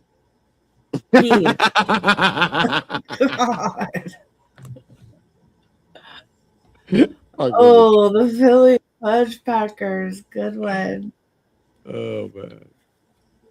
All right. I guess I was. Oh, my God. That's a good one. But you couldn't draw that. That'd be okay in public. All right. So we're going to get to the topic of the show finally, which is toxic. Toxic. Yes. So let's get into it. There's a video, and then we could, see what she says, and then we could. And it's because it asked a question that, let's be honest, a lot of people were probably thinking, but maybe not saying out loud. It was all about trying to understand this really specific cultural thing that's been happening. So today we're going to break it all down, the evidence they looked at, the theories they came up with, and the data they used to back it all up. Let's dive right in. So this is it. This was the question that started the whole thing. It was literally the title of the viral video. Now, just to be super clear, our job today isn't to try and answer this question ourselves. Nope. What we are going to do is unpack how the panel in that video tried to answer it. We're looking at their arguments and their evidence. Okay, so where do you even start with a question like that? Well, the panel kicked things off by looking at one single piece of evidence. It was this viral video clip from a protest that, for them, seemed to perfectly capture the exact behavior they were trying to get a handle on. The setup for this clip is pretty straightforward, you know? You've got an interviewer, they walk up to a woman at a protest and ask a really simple question. Why are you here? But her answer, man, her answer is what kicked off this entire investigation for the panel. It was the jumping off point for everything. Just listen to what she says. She's talking about this deep internal conflict. Like she's questioning if she even has a right to be there or a right to be upset at all. And for the panel watching this, that feeling, that confusion and self-criticism was the first really crucial piece of the puzzle they were trying to solve. So, after watching that clip, you can imagine the commentators' minds were racing, right? They immediately started trying to figure out, okay, what's going on here? What's behind this mindset? And they didn't just land on one easy answer. Instead, they threw out a few different initial theories to try and explain it. They basically came up with three main possibilities right off the bat. First up, virtue signaling. You've probably heard this term. It's the idea that she felt this pressure to say the politically correct thing. The second theory was ideological indoctrination. The panel specifically pointed to ideas they said came from critical race theory, which they described as this academic framework that looks at society through a lens of power and race, and suggested it's something being taught in colleges. And the third idea was totally different. It was more of a biological argument. One panelist suggested it's a natural, almost motherly instinct to nurture. But if a woman doesn't have kids, that instinct gets redirected towards these big social causes. But you know what? That third theory, the misdirected nurturing one, got challenged almost immediately. And that's because the panel then watched a second video clip, and this one was way more intense. It seemed to just completely blow that theory out of the water. So get this. The second clip shows a woman who is a mother, and her 6-year-old kid is right there in the car with her, and she's actively confronting federal agents at a live police scene. I mean, she's putting herself and her child in what looks like a really dangerous spot. And this, of course, was a huge problem for that earlier theory, right? Because it suggested this behavior wasn't just coming from women who didn't have kids to nurture. Okay, so faced with this new evidence, the panel had to pivot. They had to adjust their theory. So they came up with a new term for what they were seeing. They called it toxic empathy. The argument they made was that, yeah, this is still a motherly, compassionate instinct at its core, but it's being, well, misapplied. It's an empathy that, in their view, was causing her to prioritize a potential criminal, a stranger, over the immediate safety of her very own child. All right, so at this point in the discussion, the panel decided to zoom out. They realized they couldn't just rely on analyzing a couple of videos. To see if these were just isolated incidents or part of a much bigger trend, they started digging into some large-scale survey data, to see what the numbers had to say about the population as a whole. And what they found was pretty startling. They pulled up a Pew Research study, and look at this statistic. It shows that 56%, more than half of young liberal women, reported having a mental health diagnosis. Now, to put that in perspective, that is more than double the rate for moderate women and conservative women. Yes, I've cited this before. To them, it was a massive. I mean, dude, haven't I not said this shit many times? I think we both have. Yes. Yes. Come on, man. I tried to, this even the song I made. I made a song about these evil women, man. They evil, bro. Oh, okay. They have mental health conditions. Yeah, is the point. They shouldn't be making decisions. Right. They shouldn't be voting. They shouldn't be influencing other people on how to think. Yeah, but that's not the case, is it? No, it's not. We better turn this shit around, people.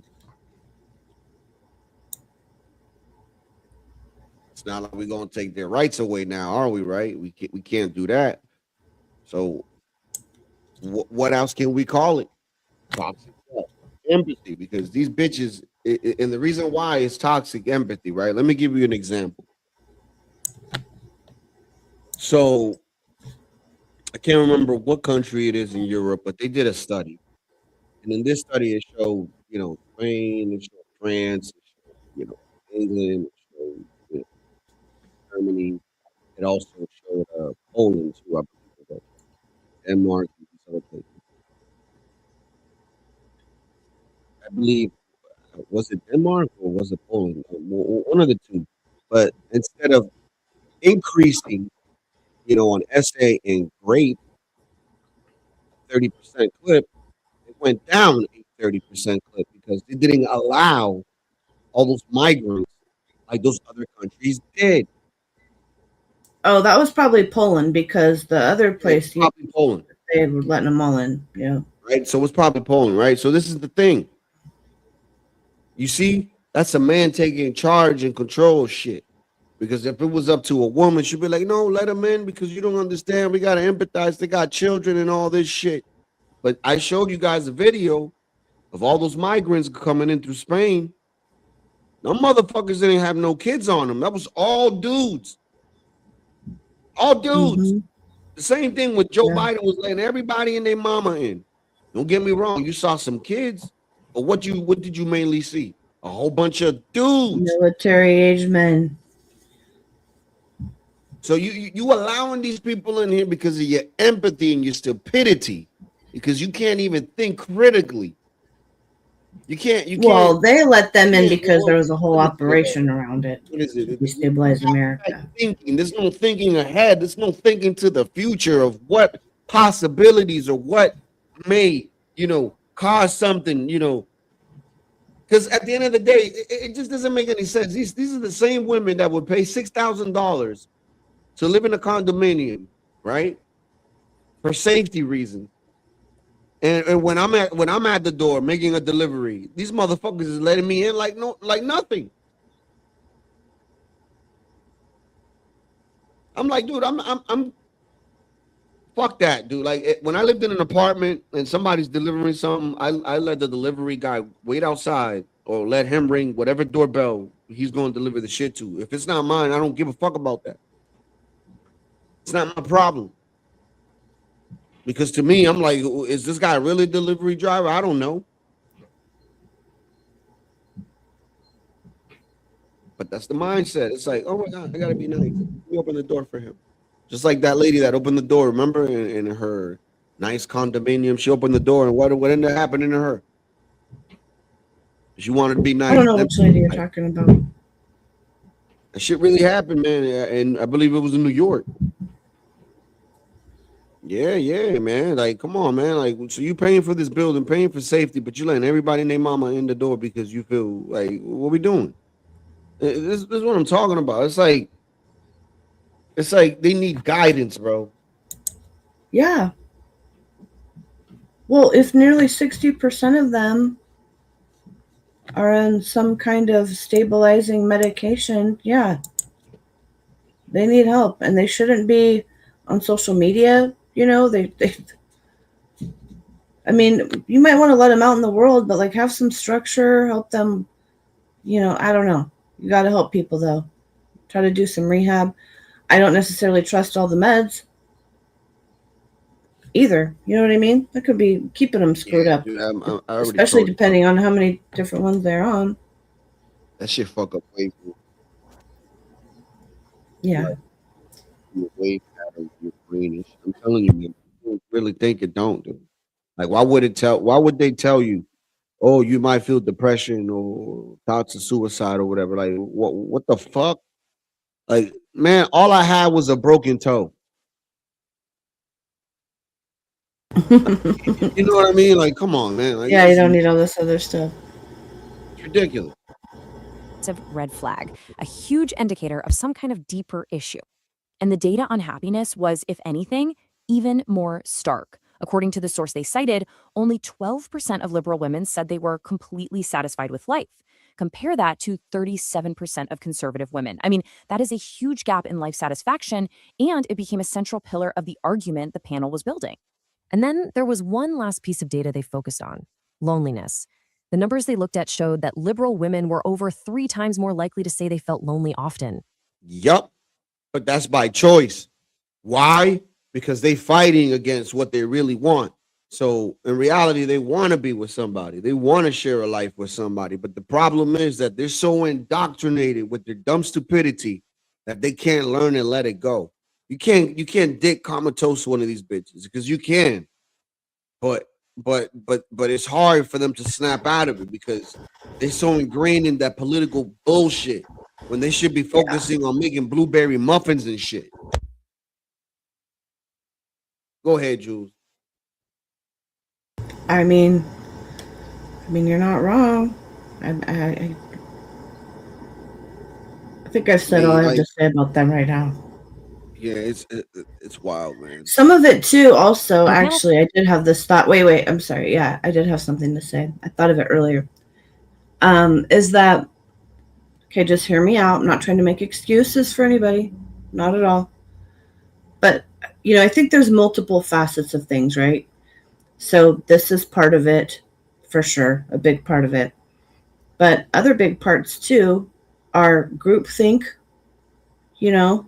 Just want to feel like, FOMO, all that stupid crap. Little tiny fragile egos. And, and then on a more extreme level, we could have some mass psychosis going on in that little group, So just wanted to throw those things out there. You make raisin muffins, bro? Never. Yeah, because respectfully, you ever invite me to your house, respectfully, to your man, I will throw that muffin at you. Just for you, I'm gonna make some bran raisin muffins. Like little bricks. I should have done that with my cousin when she made the soup. Yeah.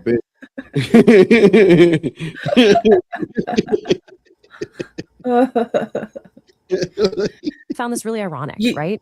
They connected it to this. Go ahead. I was gonna say, what's funny is that I did actually come across earlier like a really good. It looked pretty good, like a very cakey blueberry and cornbread muffin recipe from scratch, Brian. So I was like, maybe I'm gonna try that and we'll see how it turns out. It's crazy because like I'm weird, right? In the sense that I can't eat like whole blueberries, but if it's like in a smoothie, if it's in pastries, if it's like a jam or something, I can eat it. But if it's just like the blueberries alone, nah, dude. And it's the same thing with watermelon. I don't like watermelon. Really? Nah, not my thing. It's like it doesn't taste like anything to me, right? But then again, if you give me like some artificial watermelon syrup or some shit like that, for some reason I like it because it's like concentrated or something. Yeah, it is different. Why can't it Jolly Rancher watermelon flavor? Yeah. Fuck yeah. I never like any fake watermelon flavor, but I could do the Jolly Rancher one back in the days when I would eat candy. Yeah, and bananas too. I get nauseous off of bananas. I can't eat bananas. Dude, it's crazy. I'm sorry. Yeah, I used to when I was a kid. Can you eat any fresh fruit or vegetables? Yeah, I eat oranges, I eat vegetables and all that, but bananas, for some reason, it just doesn't sit on my stomach. It just comes right back up. Interesting. Yeah, man. I don't know. I'm not risking it. Not with bananas. I don't know why, but I can eat a plantain for some reason. Like, isn't that a banana? Well, like another kind, but yeah, interesting. Is Brian being silly and sassy when he says peaches, or does he really mean peaches? Because I do love a good like peach pie or peach cobbler. I like peaches and cream. Yeah, well, cobbler. Well, if you made the pie or cobbler, you'd have it with vanilla ice cream.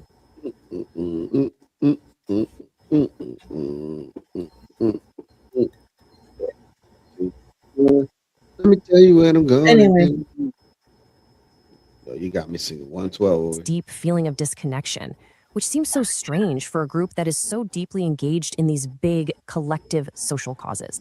So what happens when you take everything we've just seen, the confused protester, the mom at the police scene, all of this striking data, and put it all together?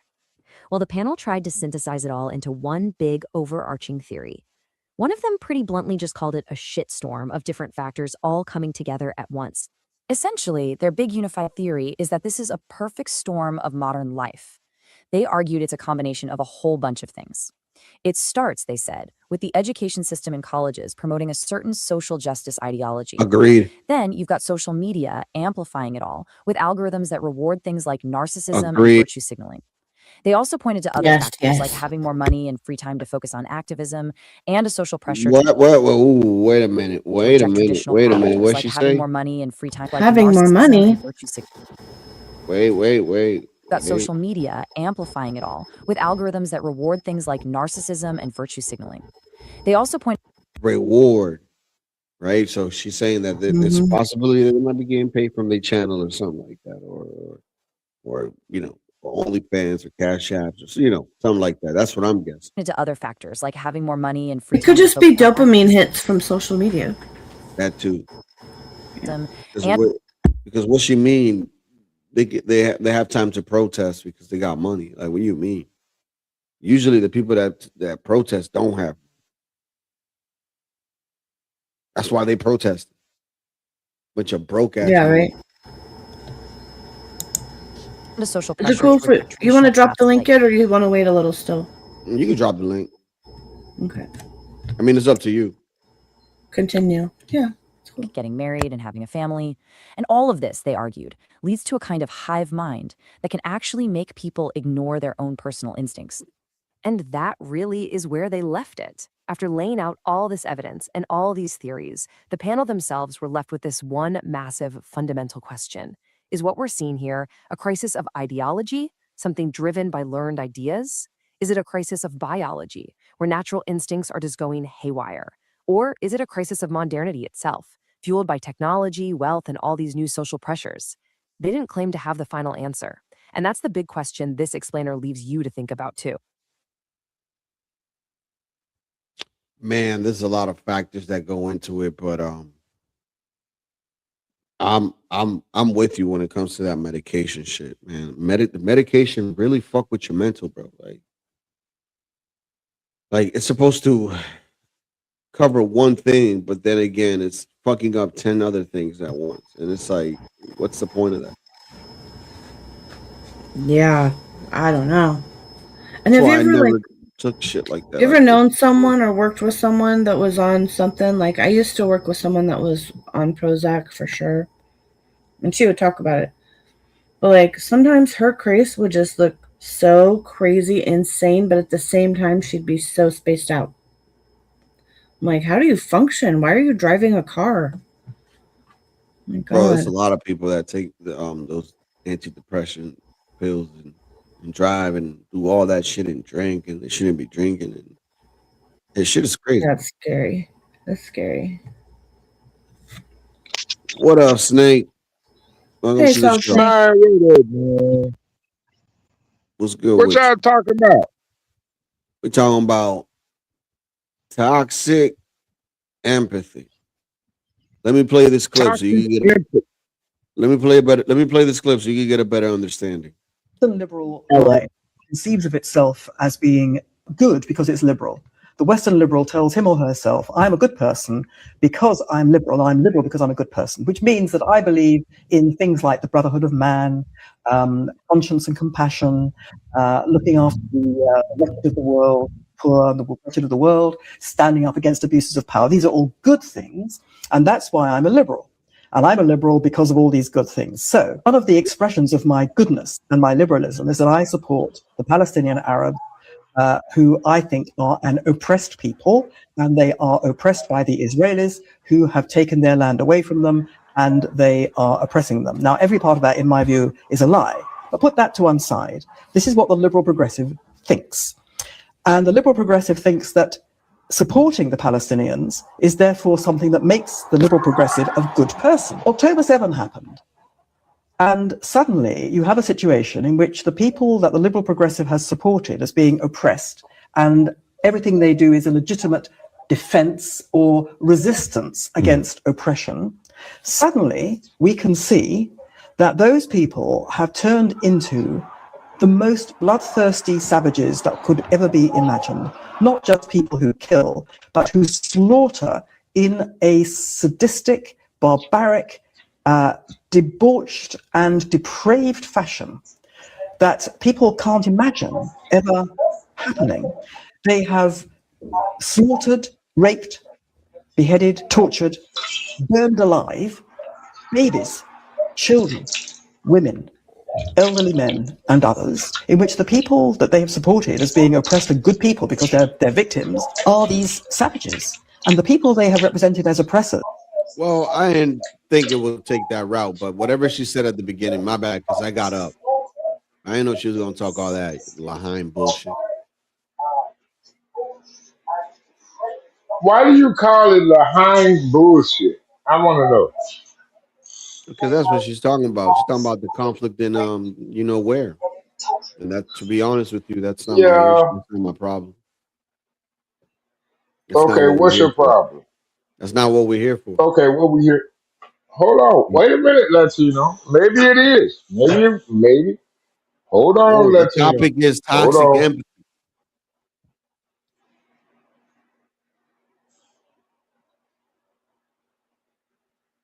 What the hell? Can you hear me? Yeah, I'm What's going hearing on? you now. I'm trying to cut off. I'm trying to shut off all my devices so I can just have one device. Okay. Now you say the topic is toxic empathy, Mm-hmm. but have you figured out how we got to that point? I have a theory, but I know I'm going to get flocked for it. No, go ahead. Go ahead with it. Go ahead. Well, if let's say tomorrow, all men that actually keep all infrastructures going, like water, light, gas, etc., just decided to say, you know what? We want something. And that one something that we want is to repeal the 19th. It would take literally, listen, it would take literally 3 days for women to say, shit, fuck it. We're willing to give up that right. In You order, believe in that? order, in Do you order, believe yeah, that? I believe it because they're not going to do the job. Like this, I mean, it's already been proven. It's been what, 60, 70, no, 60 years now. Like women working and most of these women never wanted to do those jobs to begin with. So still today, they don't want to. So, and the ones that do, it's still not gonna, you need a massive number to fill those voids. So just saying, if that was to happen, most of the shit would change in 10 years, bro. But the fact of the matter is that it's like Jules said, we got crazy people are taking meds. These liberal women, which I agree, are nuts, and these people get to vote. Exactly. I've been saying this for like what, 2 years straight? I mean, they're really nuts. I mean, I agree I with have. Nothing is more dangerous than the independent woman. The independent woman. Not sure I make. Can you hear me? Can I hear? Yeah, I can hear you. Can you hear me? I can hear you. Okay. I've been saying for the past 2 years, of course, I've been racist. I've been saying the independent black woman. But the problem the problem I Actually, it's see the is liberal not white woman. it's not the liberal white woman. It's not the Yeah, liberal black woman. It's the sussified, independent, appreciating men in our society that allows these things to happen. I And agree. who is your most independent, more liberal men in society? The ones that should be raising the men, the military. Hey, I was saying something the other night, and I must have struck a nerve, and I'm pretty sure I did, because I've been saying it for a long time with Stanley. A lot of these military bred men Knew it was are gonna be on funny. welfare. They knew from day one they are no better than JP. Damn. They went, What? they But did how is their that duty, welfare though? and Like, they I have to received disagree. federal benefits. Okay, go ahead. Go ahead, Latino. I'm sorry, I have to disagree with you on that. I don't think that's the same thing. I do. Like I think it leads up. I get where you may, try to. Okay, so how am I wrong? In it, but because this is the thing. Like tomorrow, right? If I'm not making any money, right, I could easily go whatever office and sign up for whatever, right? And I'm pretty sure I could get it, right? Yeah, you can now because Trump in office, and Trump allowed for you to be able to do that. But listen, with Stanley and these other people that joined the military, they had to actually give a service in order for them to get that. Okay. The only reason they gave that service, and listen to me closest, the reason they gave their service is because they knew there were guaranteed benefits behind it. The same reason a black woman will go have a baby by a degenerate male that has no job, that knows that he's going to have to go to court for the rest of his life if he don't have to give her half. This is what they fought for. Benefits. One key word, benefits. It was nothing else. It wasn't about patriotism. It wasn't about because we love the country. It was because of the benefits offered due to the service. So what separates a guy like JP from a guy like Stanley or Leonard when we see the results the of courage both of them? Actually signing up and serving. Just saying. I mean, Signing up and serving is one thing, but Latino, we have military bases full of Chinese and Chinese only officers serving in those bases. Do you hear any of those military veterans rebelling against that? Do you hear any of those military veterans rebelling against those military bases that are fully operated by Chinese, Asians in our country? I don't think the military is that dumb to do that. Where are you getting this information? No, I think the military is just that greedy. Did you not live through the COVID epidemic when YouTube, as a private company, literally said you can't say nothing about COVID? So what makes you think the military operates any differently?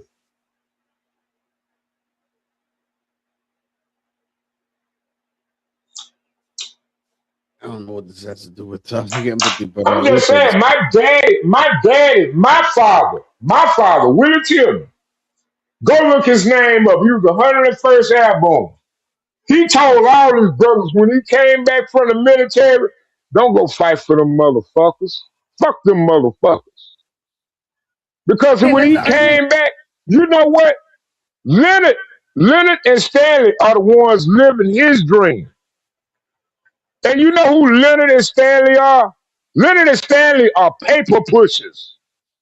They was basically fucking paper pushers. But my daddy had to go on the battlefield and fight that battle. How many dudes do you know that literally went out there and fought that battle in Vietnam, goddamn Saigon, and goddamn came back and benefited from that war? Yeah, you crazy. No. How many of you motherfuckers, how many of them motherfucking paper pushers come back over here and then go and marry white women, go marry every other goddamn illegal immigrant, move out the private neighborhood, move out the black neighborhood, go and support the goddamn... I ain't got time for this goddamn... I ain't got time for this grill. That shit crazy. What does this have to do with toxic empathy?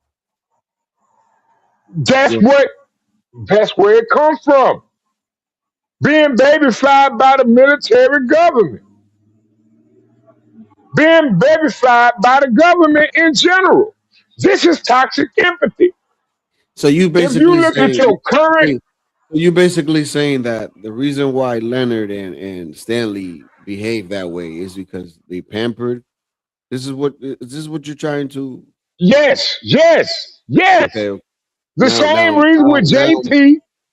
Yes, the same reason any dope dealer in your neighborhood feel like he can get away with murder is because he know the community won't snitch because they feel honored to them. I get what you're saying now. There is no level of accountability. There is no level of accountability at that level. My bad. I'm talking too loud. My bad. No, you're good. Let me play this clip real quick. Okay, but if the argument is if we give poor people housing and healthcare and food and the basic needs to survive, they won't have any incentive to work anymore if their basic needs are met. Okay, so here's my question to you. How many people have you housed? How many illegals have you housed? How many people have you fed? How much money have you donated to charity? Or better yet, how much money have you donated to the government? Because you can't do that while filing taxes. You want everyone else to pay higher taxes, but yet you refuse to pay more of your own taxes. Almost as if it's not real. All liberal empathy is fake and gay. It doesn't really exist. It all exists with a threat of violence at the barrel of a gun. Because the moment you stop paying your taxes to the IRS so that some homeless guy in California should be able to buy more crack, then that's when they come down and arrest you and throw you in prison at the barrel of a gun and the threat of violence. Liberal empathy can only exist through the threat of violence. If you do not do what the rest of the group is doing or what the rest of the group compels you to do, then you are no longer part of the group. You're an evil person, and therefore you are a Nazi, a bigot, a racist, and all the other words, and you need to be thrown in prison. That is liberal empathy. That's every single time. All of liberal empathy is fake and gay. It doesn't exist. Yo, is there two? And he basically says what I said without saying it, as far as like, you know, the group think or FOMO stuff, you know, going along with the group kind of bullshit. And then they'll just mind fuck each other. Yes, fake and gay. Yeah, but why does that happen, Jewel? Why do you think that happens? Why do you think that they all in a group that feels like, oh my God, he's so weak and gay because he doesn't allow an illegal immigrant to populate his Senate or his judicial committee or his congressional Congress? Because they feel like this is what they fought for.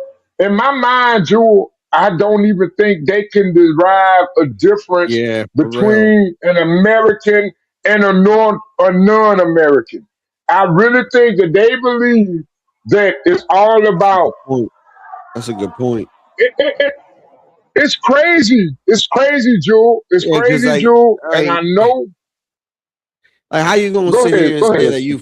How you gonna sit here and you gonna say I fought for this to let a whole bunch of illegals come up in here?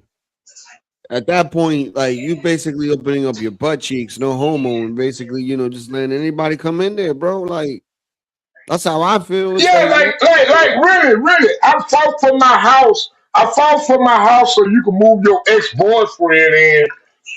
The fuck? I fought for you to not have power. I fought for you to not have guns.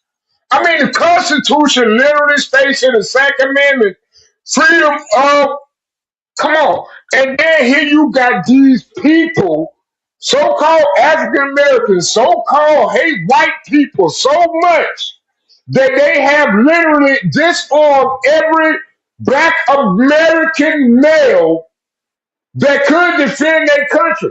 Not only that, they have definancialized, de-incentivized an American citizenship. They have been working against the black man, and this is the boule. This is what they've done to our country. You talking about young black women walking around here licking pussy and scissoring each other. You got gay black men steadily coming in and out of fucking prison, and they gay as hell. You be lucky if they ain't gay anyway, because they stay in jail. But then how you gonna tell that nigga that ain't real? Why don't you go out there and get a job? Oh, well, he can't go get a job because we don't move all our goddamn jobs and careers overseas. We have no leverage as men to show success or even give guidance to the children that we create to provide. But no, here we are. We got guys like Leonard and Stanley get up here and say, oh, well, why don't you go to the military and die for your damn country so you can go and die in Iran and Iraq for the millionaire oil pushers so we can keep on protecting Dr. Fauci and his fake ass HIV epidemic. You know, oh yeah. Let's look at that. How you gonna have a motherfucking basketball player come out in 91 say he got AIDS? Here it is, 2026. He one of the richest black men in America. On par with Michael Jordan, who grabbed a little white boy ass. But no, I ain't supposed to see Michael Jordan grab some little white boy ass. Yo, get the fuck out of here. Is this my bad, Latino, my bad. I'm crashing out.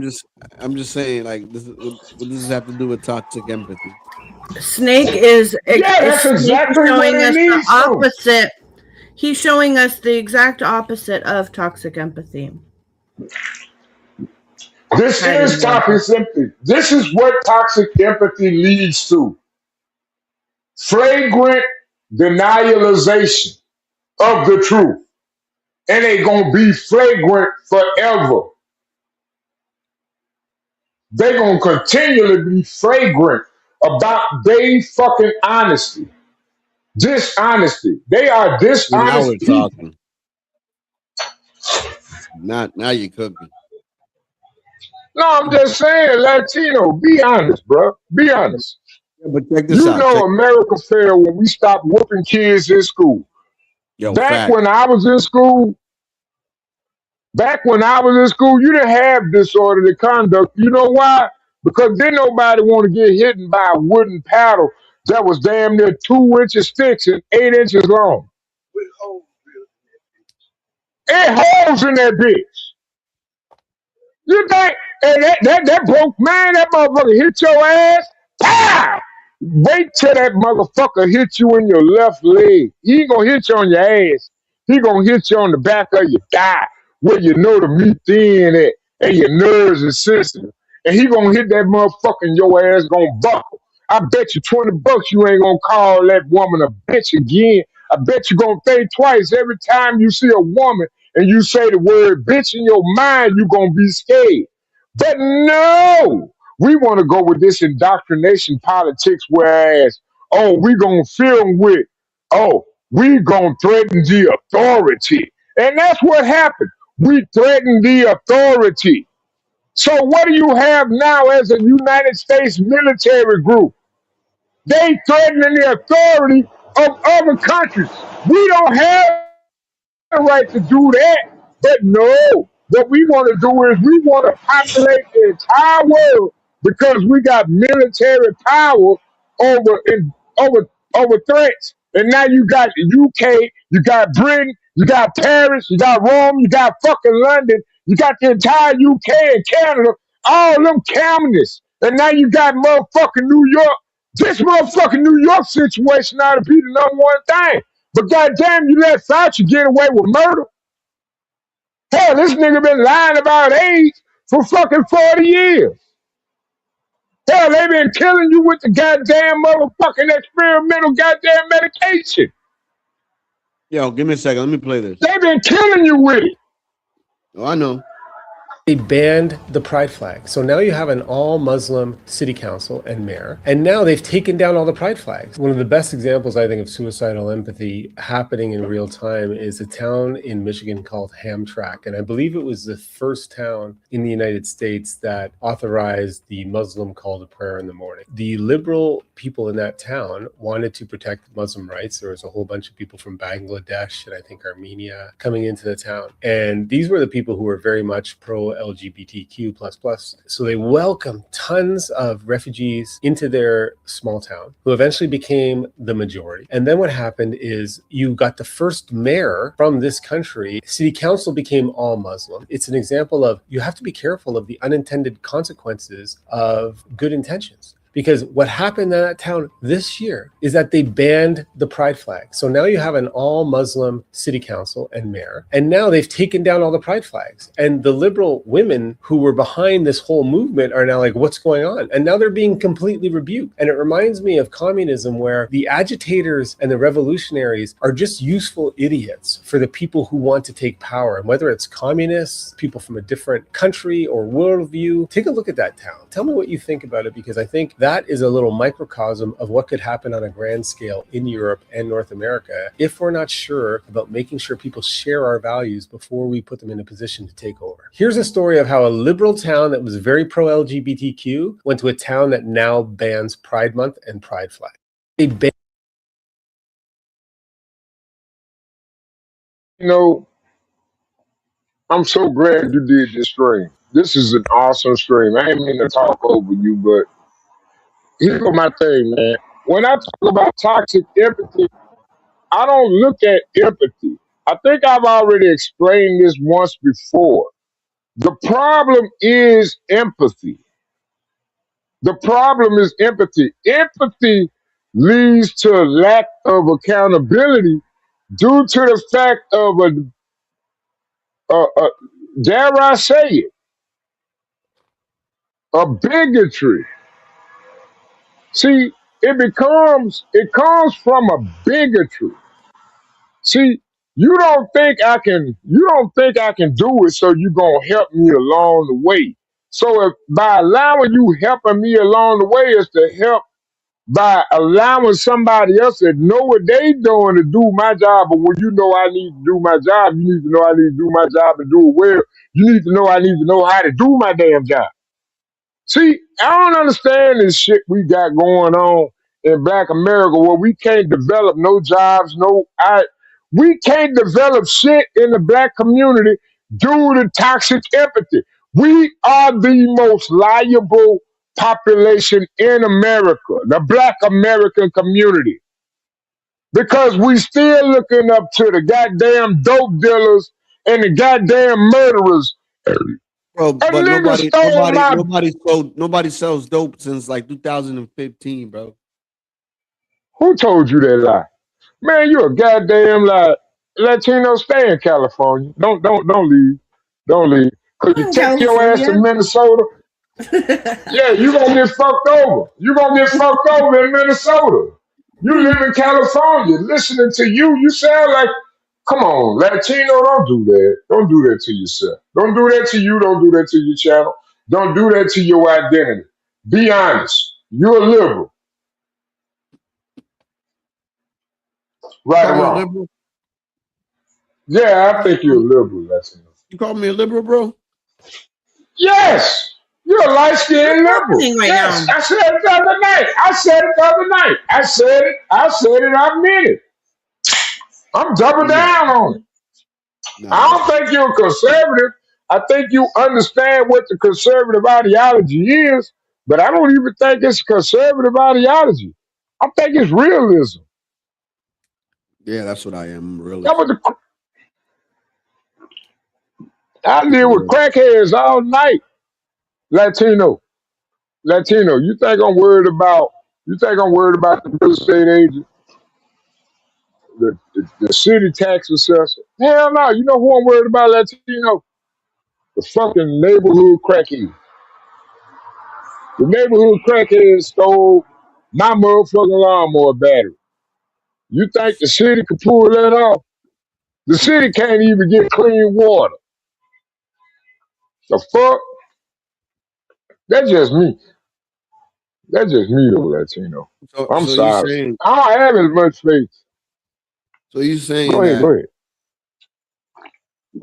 people like Leonard and Stanley, toxic empathy because they get checks, so they're like a welfare baby.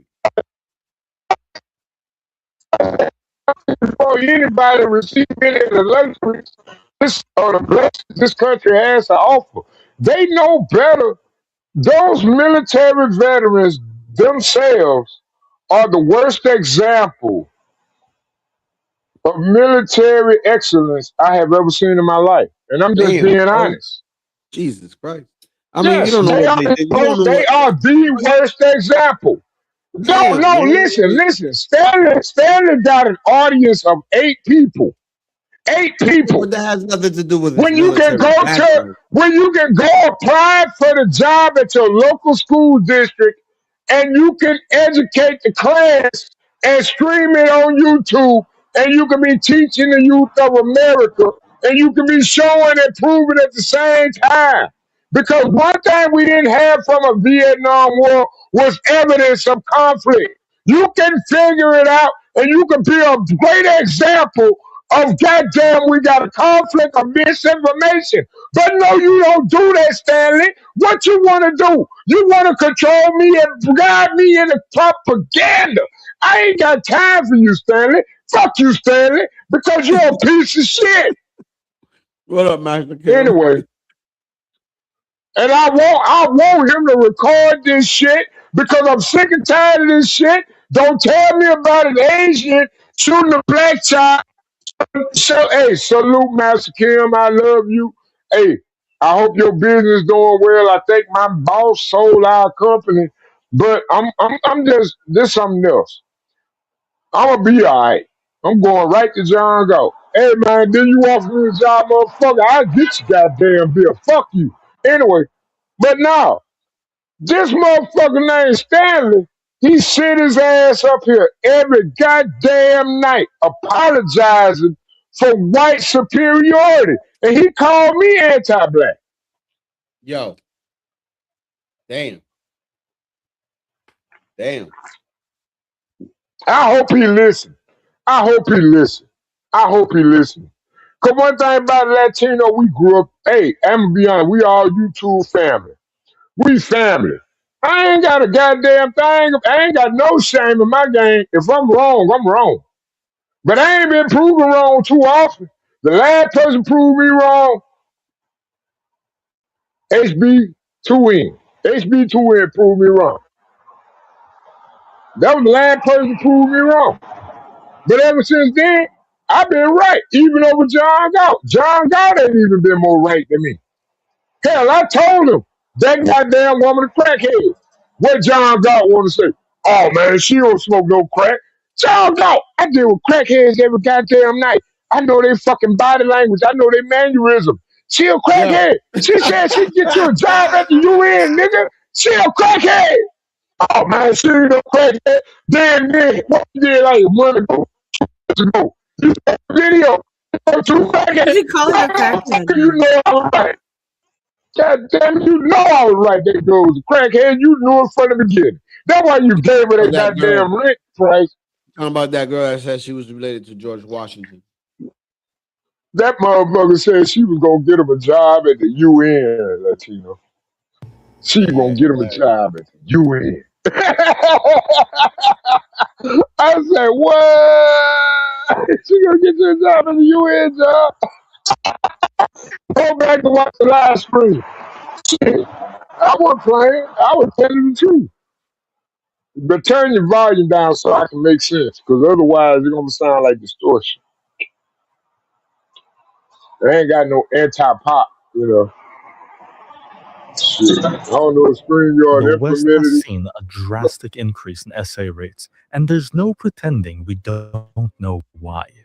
In the same time frame, England and Wales have seen an increase of 207%, Spain plus 304%, France 258%, Germany 88%, Belgium 42%, and yet Poland, the only nation in this list that didn't accept mass immigration, saw a decrease of 30%.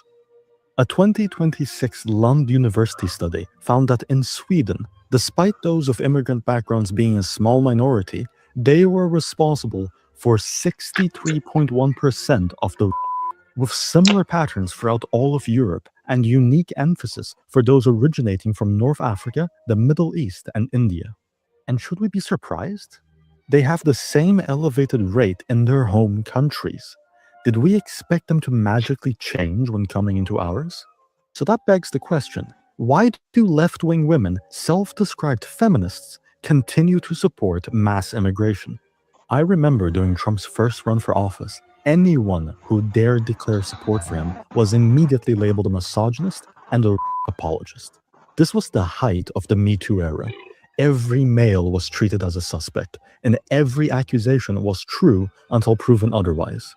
Where's all that fervor gone? Where's all that zeal to defend women now that we actually have a epidemic, now that we actually have a culture in our borders and a government that defends these criminals? There are three theories. The first is sheer stupidity. Maybe left-wing women and feminists are just ignorant of reality, or so biased they refuse to look at data. This could be true, but I take issue with labeling an entire movement as just stupid and moving on as if it were case closed. The second theory is misplaced empathy. I've talked about this in an older video, where unfulfilled maternal instincts can be misapplied, turning into undue empathy for those seen as disadvantaged or vulnerable. It's definitely a possibility. After all, left-wing parties' main strategy to make people support mass immigration is to put up as many pictures of foreign crying children as possible. But my concern with this theory is that I've seen feminist empathy in action before, or rather, the lack of. I've seen how much empathy they felt for the lives of innocent men that they ruined with false accusations during the Me Too era. And I've seen how quickly they abandon their beliefs once it's a politician they support being accused. The misplaced empathy theory is missing. Can we pause?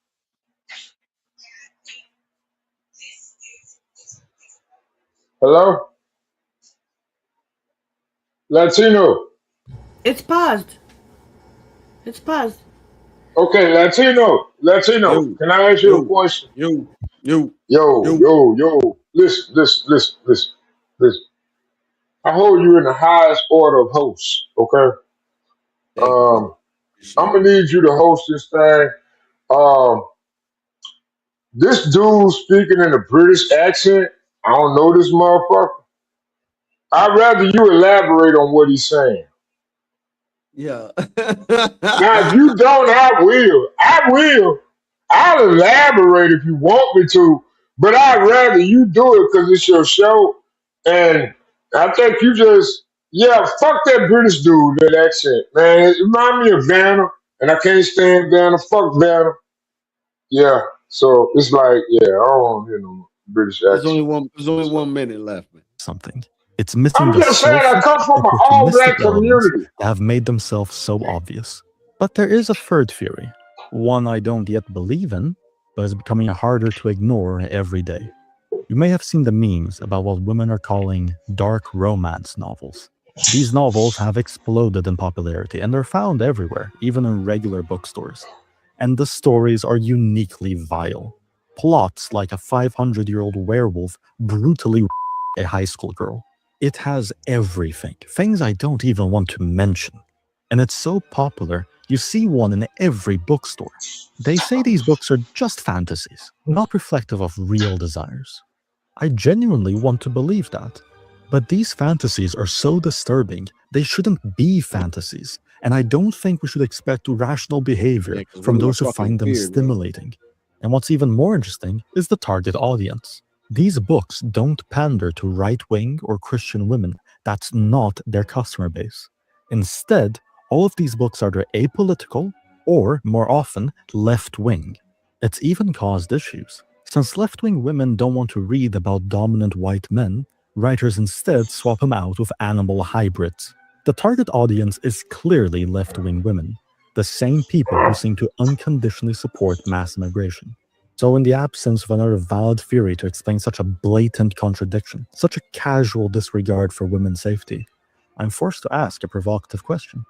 Is our foreign policy now determined by a voter bloc looking to enact their disturbed fantasies?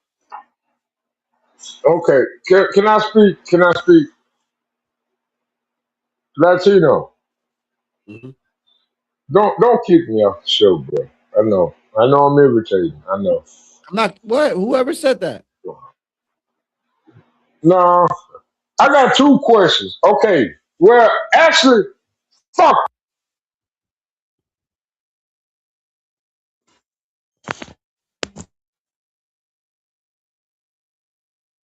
What happened to Snake?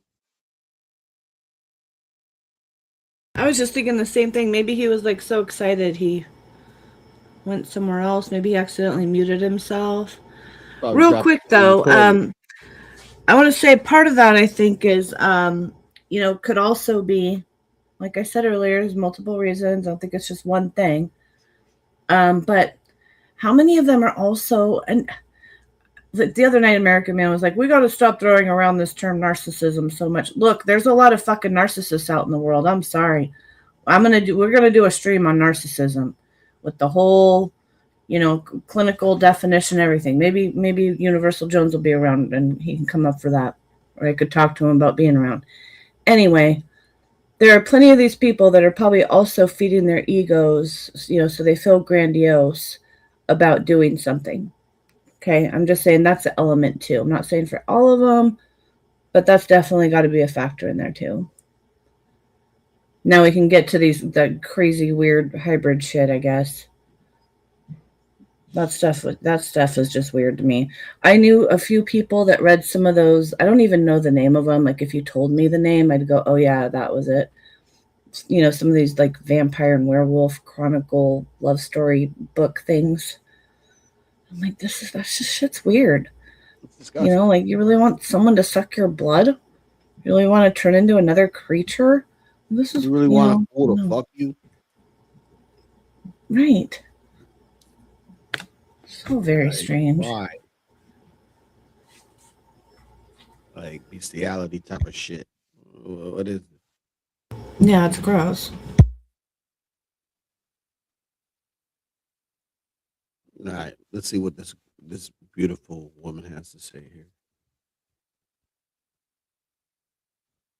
Exclusive they can be, because the thing about empathy is if I put myself in your shoes, I'm firmly in your shoes, I can see Alex Clark's position, I know your perspective, I feel what you feel.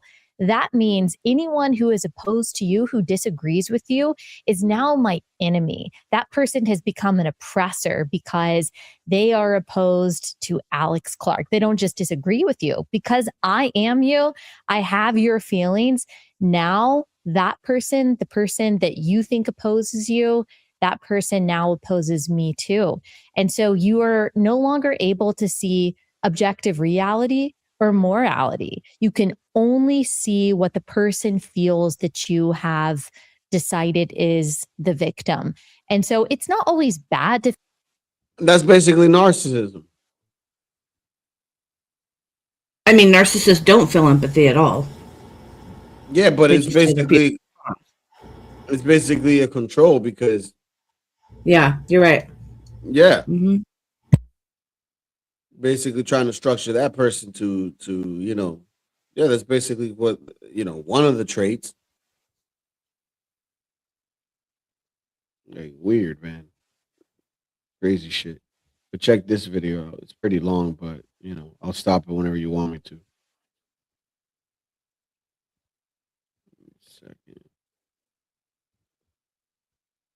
Growing up, you were likely taught the importance of being kind. You were told that sharing is caring and to put yourself in other people's shoes, that love and compassion can heal the world. Are you making fun of me right now? Valuable lesson for children and adults when moderated, but in modern society, there has been an excessive outgrowth, a diseased version of empathy, one where we ignore the needs of ourselves or those closest to us for the sake of being nice. Nice to people who could care less about being nice back. Now, there are many names for this. Ayn Rand called it altruism, writing, "The basic absolute is self-sacrifice, which means self-immolation, self-abnegation, self-denial, self-destruction." Gad Saad calls it suicidal empathy, writing, "A society dies when it cares more about exhibiting infinite tolerance and empathy than invoking its survival instinct." And Nietzsche called it herd morality. In Beyond Good and Evil, he wrote, "There is a point in the history of society when it becomes so pathologically soft and tender that it sides even with those who harm it, criminals. And it does this quite seriously and honestly. Punishing somehow seems unfair to it. Perhaps we have reached that point in history." Yep. Are we all becoming too nice, too soft, too empathetic? Is that even possible? Today, we're exploring the concept of suicidal empathy, how and why it manifests in our society. And this is the thing. This is why I don't give a fuck if they call me a racist, if they call me whatever anybody wants. Because at the end of the day, I know I'm not wrong. I know that God is behind me all time. And there's these glasses. This has nothing to do with what we're talking about, but that basically you can see a person's aura. And I want to get these pair of glasses. They cost $500 and something. And I want to look at myself in the mirror. And when I see that aura, and then I go on stream and I see everybody else that doesn't have that aura. It's something weird going on because people don't have auras, man. No, they don't. They don't have no goddamn soul to be thinking dumb shit that they know that is dumb. It's like, for instance, like I'm gonna give you a stupid example. You can't argue with 10 other people when you're looking at the color blue and expect it to be red because it makes you feel happy.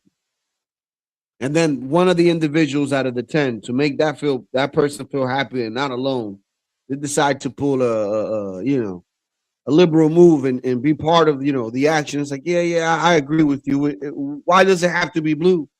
It could be red too. It's weird, dude. This shit is weird, man. It really is, dude. It's fucking weird. Like, don't do it. Mm-hmm. But that's what these liberals do, Jules. That's what they do. I concur. You're right. That's why I'm not a libtard. And how to reach an equilibrium to have respect for one another and ourselves.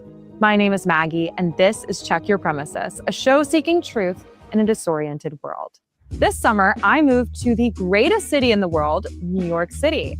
And as much as I enjoy being around intellectuals, creatives, and entrepreneurs every day, I also end up in a subway car about once a week with an erratic passenger, usually homeless, who is yelling at other passengers in a state of psychosis. I've read the stories and seen enough videos to know this can turn south very quickly.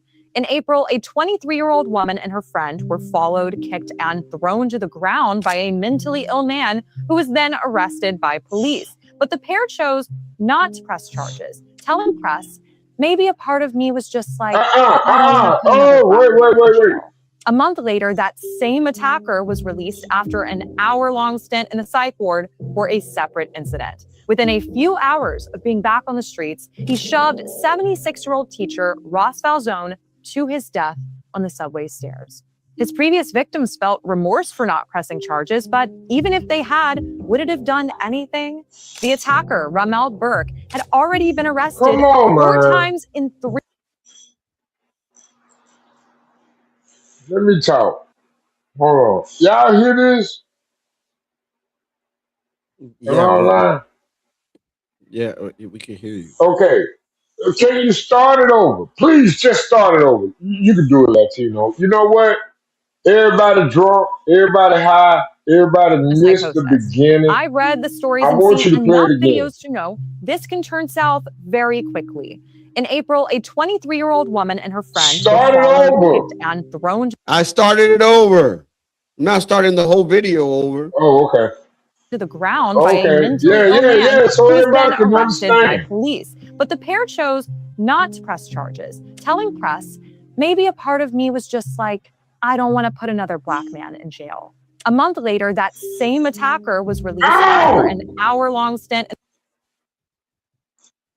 What'd you think about that? She said, I don't want to put another black man in jail because if she did, she felt like she's racist. See, that's that stupid empathy right there. That's toxic. Listen. That's toxic. Latino. Fucking retards, dude. Latino. Like, I'm telling you, women are dangerous, dude. Oh my God. Dangerous. Like that man is dangerous, but that Hey, woman is more shout out. dangerous for not Hey, pressing hey. charges. Hey, shout out to Portia. But like a year and a half ago, me and Portia did a live stream and she talked about the white guy that got stabbed in the chest, in the sternum by a black guy. Crazy dude on New York streets, right? You remember that podcast we had that night? Yeah, I remember, dude. And apparently, Shit, I think we went all night on that bitch. And I crashed out. I was crashing out all night. on black bitches. And I was talking about this same shit. This motherfucking sympathetic ass, toxic ass empathy. And then you got niggas like, all these niggas want a wife. I ain't wifing none of these women. I am, okay, and I'm gonna be honest, I'm not gay. I'm not gay. I'm not gay. It's just that black women, liberal women, women on the left, and a lot of these communities that's been created through government tax funded money, their personalities are very, very, very destructive.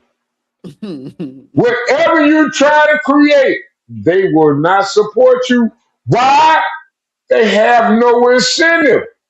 The government has filled in on that spot of incentive.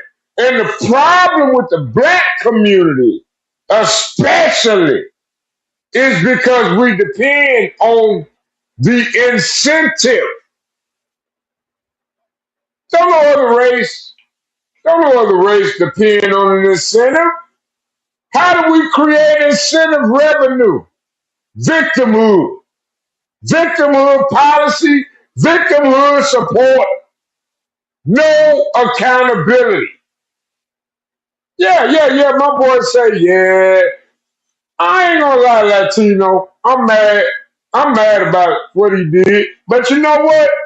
Maybe it's time for the solid snake to come out and say, I am anti-communist. Yes, because sure, they were same here. illegal immigrants. Hello. Hold on, Same Latino. here, buddy. Same here, man. I don't like communists. Hold on. But clip this. I don't mind helping somebody learn to support themselves. I don't mind investing my time, my work, my labor into a business if I believe in it. And that's the American spirit, not just a motherfucking signature on fucking paperwork. It's community incentive. They got to incentivize the community. And community support comes from love. How do you gain love? Through incentivization. You incentivize. You sacrifice. You sacrifice. You sacrifice. You sacrifice your time. You sacrifice your patience. You for the community. That's what you do it for. That's the greatest drug in the world. Yeah, sometimes I come to work drunk and high, but I ain't gonna fuck over your money. Come on, man. You ain't got enough. Shit. I got you $2, man. Go ahead, right now. Yeah. End of the day, I might make $77. I might put $30 in the envelope for my taxes. I'm Michael Jordan. Right, nigga. Stop it. Get some help. No, that's... No, I'm a Caucasian because when I wake up in the morning, I just have such a great life. What you think about that clip? What you think about this clip right here? About this black woman right here? Look at that. No, I'm a Caucasian because when I wake up in the morning, I just have such a great life. Yeah. No bullshit. Latino. You heard what she said? Latino. She said she Hold was a on, Caucasian. Latino. Let me educate you right quick. How is you white? Hold on, Latino. Before you bring race into this, my son got 4 kids. Now, granted, he a black young man. He going to pay all child support for all of them. I might have to come in and chip in every now and again. You know what I'm saying? That's the reality I live. I don't know the reality we live, Latino, but I chip in. You know what I'm saying? I ain't no bum ass granddad. But my thing is, God damn all the motherfuckers, them Latino genes strong. I got that granddaughter. Oh Lord. Now that's the one I'm forcing him. I'm trying to force him to go on marry her. Cause nigga, listen, you ain't gonna feel this no more. You got invigoration. You like, damn, what that word mean? Oh no, man, you got invigoration right now. Listen, ride that road, man. It's gonna lead you somewhere, man. Don't be like your dad. Get sidetracked by pussy. Shit, you got your good one. Shit, better let it go. You better let it go. Get your good one, you just keep on moving, man. Fuck all that. Fuck all that. All that worried about. You want? You want alcohol? Oh, okay, there. You can take both. Wait, you missed out on this. Excuse me? You want the alcohol or the food? We're on shuffle 2. Let's get a win. What are you choosing? Grab it, grab it, grab it. Yeah. There you go, there you go. All right, that's what you missed out on, though. You want the alcohol or you want the pizza? Oh, yeah. There you go. Let's go. Wait, this is what you missed out on, though. You got some hundreds. Excuse me, do you want the taco or you want the alcohol?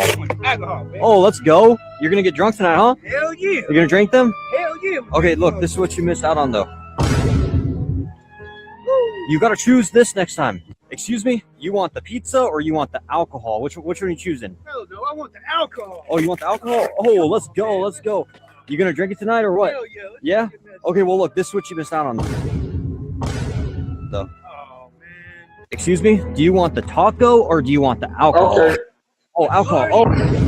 Oh, okay. You're gonna party? Yes. Party tonight, huh? Yes. Okay, but this is what you missed out on, though. I'm sorry.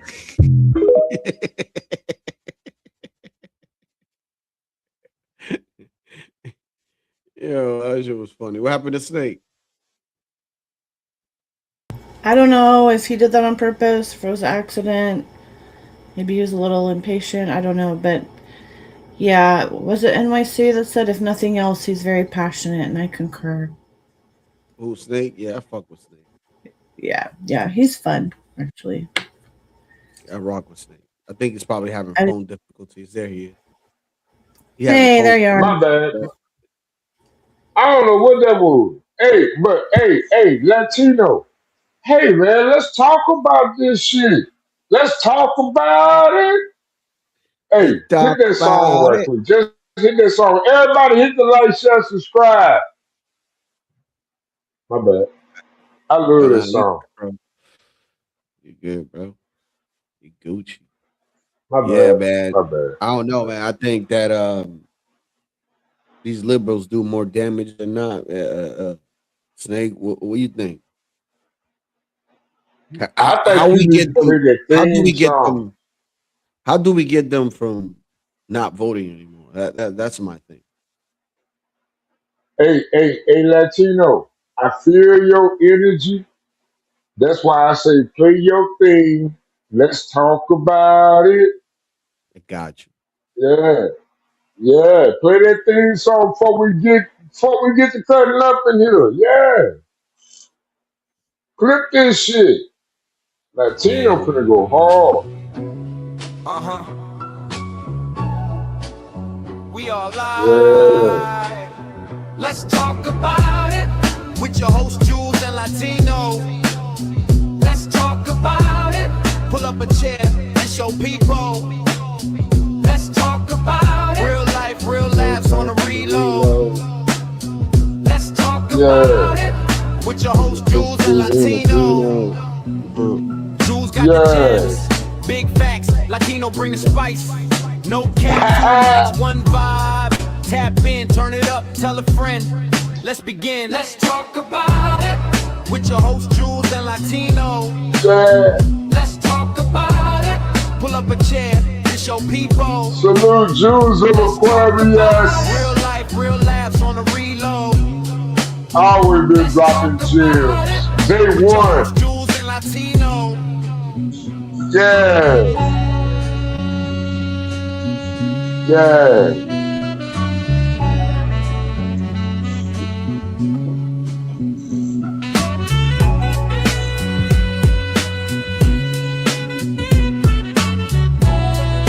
Yeah, Jews just sit down. Make your impassionate nigga ass looking like a clown. Ah! Yeah, that what we do. With the compassion and support of just a beautiful Whatever the American fuck you woman. want to say don't mean I gotta listen to it and not stop talking because you want to talk. That's my nigga.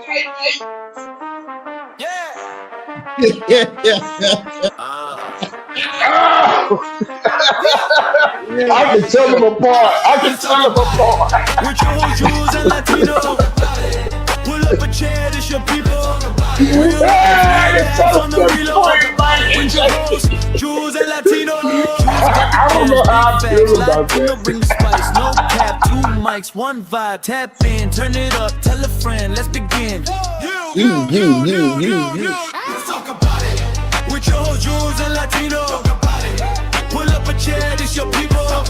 Real life, real laughs on the reload. With your host, Jews and Latino. Hit the like, hit the like, hit the like, hit the like. Man, I gotta hit the like. Come on, Latino, you gotta stop supporting this shit, OG.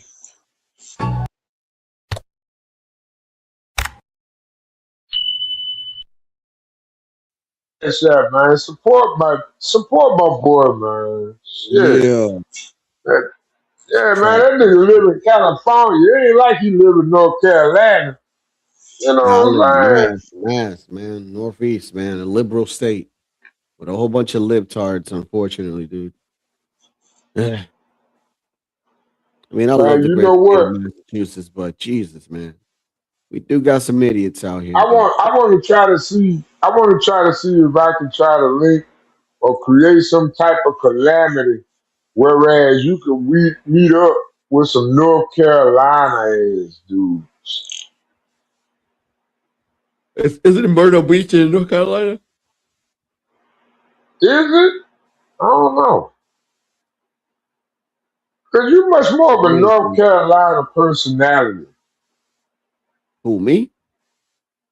Yeah, man. It's like you on the wrong coast. Like, yeah, I know. You like Lab Cabin, California.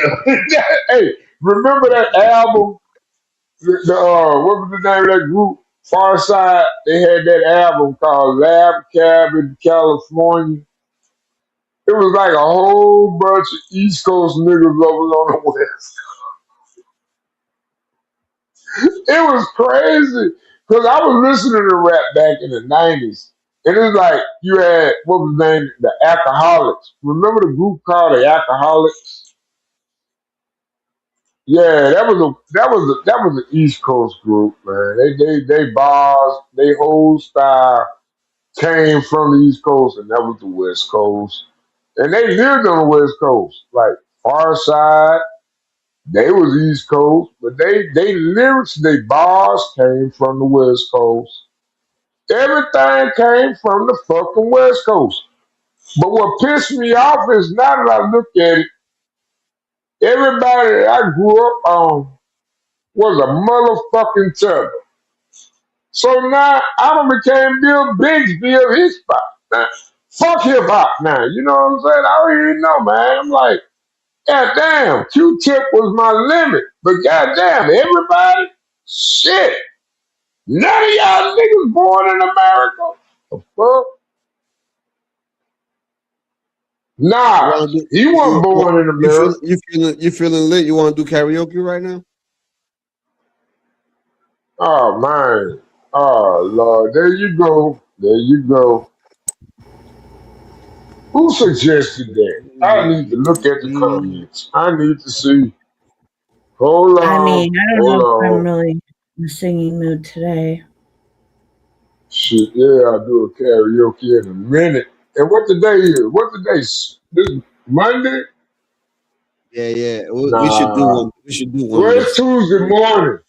Tuesday morning karaoke. What the fuck? That sound weird. We And should do. I ain't gonna lie, we might get Vanna might show up. He like that shit. He like that dumbass karaoke shit. I ain't gonna lie, I be wanting to drop my own bars in that shit. But you know, a lot of my shit come from Mob Deep. Like, I'm gonna be honest. I be listening to this nigga named God Fahim. You ever heard of God Fahim? Man, the beats are ridiculous.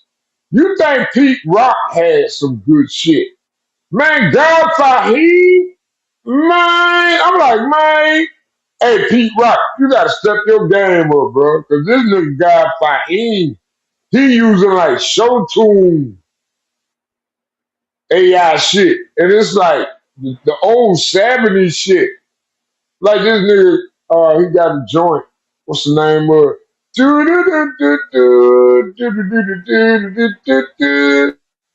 Sound like some old 70s shit you hear at your TV back in the 80s. You know what I'm saying? When you watching WGN or some shit. And I mean, that shit just rock, man. That shit just rock. In 1970 with the sax. Man, that shit sound hard as fuck, man. Yeah, that's some good shit right there. That's some good shit. Oh shit, that's the early 80s. That's that raw bass. That's that Stetsasonic. Stetsasonic. Anybody remember Stetsasonic? Niggas do the Y2 to that shit. I remember the G and the Tetris 3. Oh man, I ain't gonna lie. The 80s, where Donald Trump said "Make America Great Again," I think of the 1980s. I think of black people in leather and jerry curls. Hey, man! Hey, man! Them niggas had pencils and switches too. But that nigga carry 2x4 like Hacksaw Jim Duggan, nigga. Aggravated battery was not a thing. I might have to hit you in the head with a 2x4, bitch. Shut up.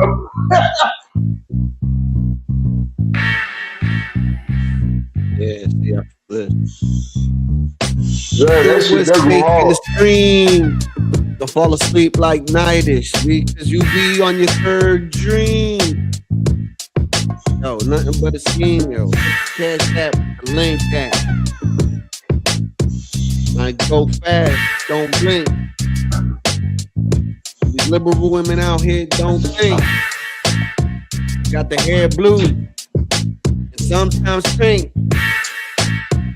I don't know. Hey, you know what tripped me out tonight? I had an ugly bitch. It was an ugly woman. In the store, right? It was an ugly woman in the store. $40 holler. Yeah, man, but she didn't know $40. She got a son. It's like 160. I give her 160. You know what I'm saying? Every time I lay with her, I'm gonna go ahead out 200. No. I ain't gonna say that. I know she retarded. She on the short bus. But I give her 160 if she let me give me some of that pussy. But the thing about it is, yeah, man, she got arrogant today. Yeah, man, she said her baby only gonna wear Jordans.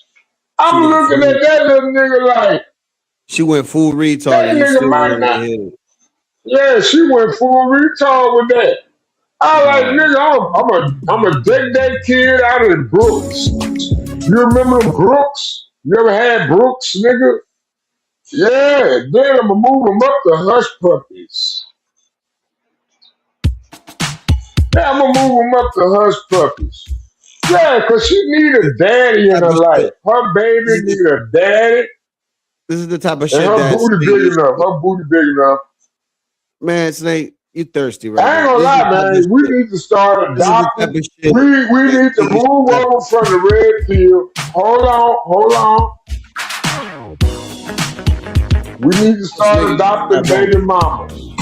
I'm being honest, man. We're gonna have to start adopting these baby mamas, man, because they don't know what they're doing, bro. Yo, Snake used to be like. You gotta raise these young boys, right? Okay.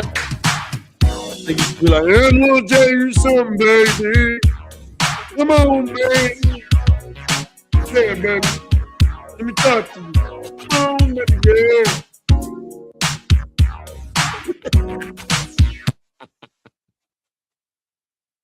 Imagine Snake. Let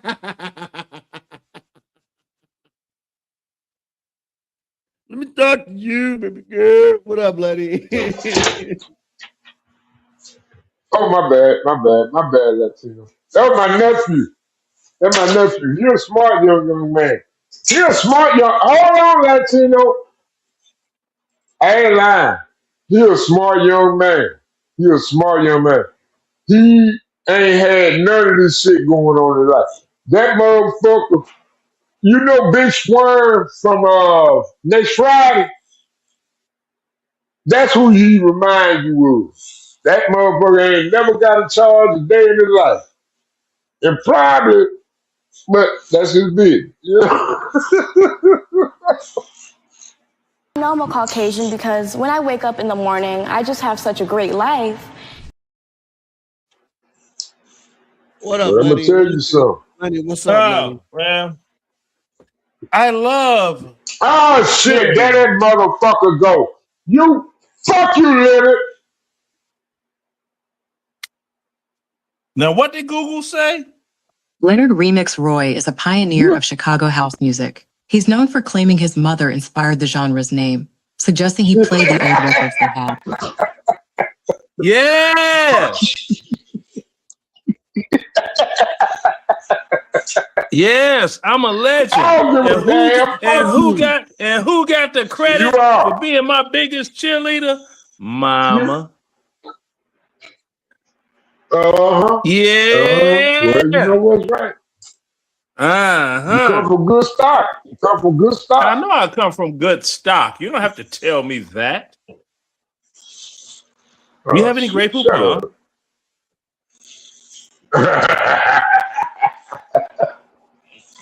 So about that karaoke. Man, what you got going on, man? Hey, Leonard. I wanna ask your opinion. Why are you talking to me? That's my question. I don't know. I was trying to establish some communications, but I don't care. Leave me alone. Now, hey, Latino. I was talking to someone earlier, right?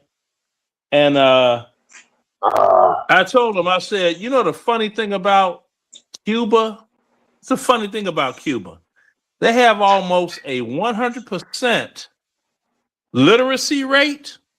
They have more doctors per capita than any place else in the world.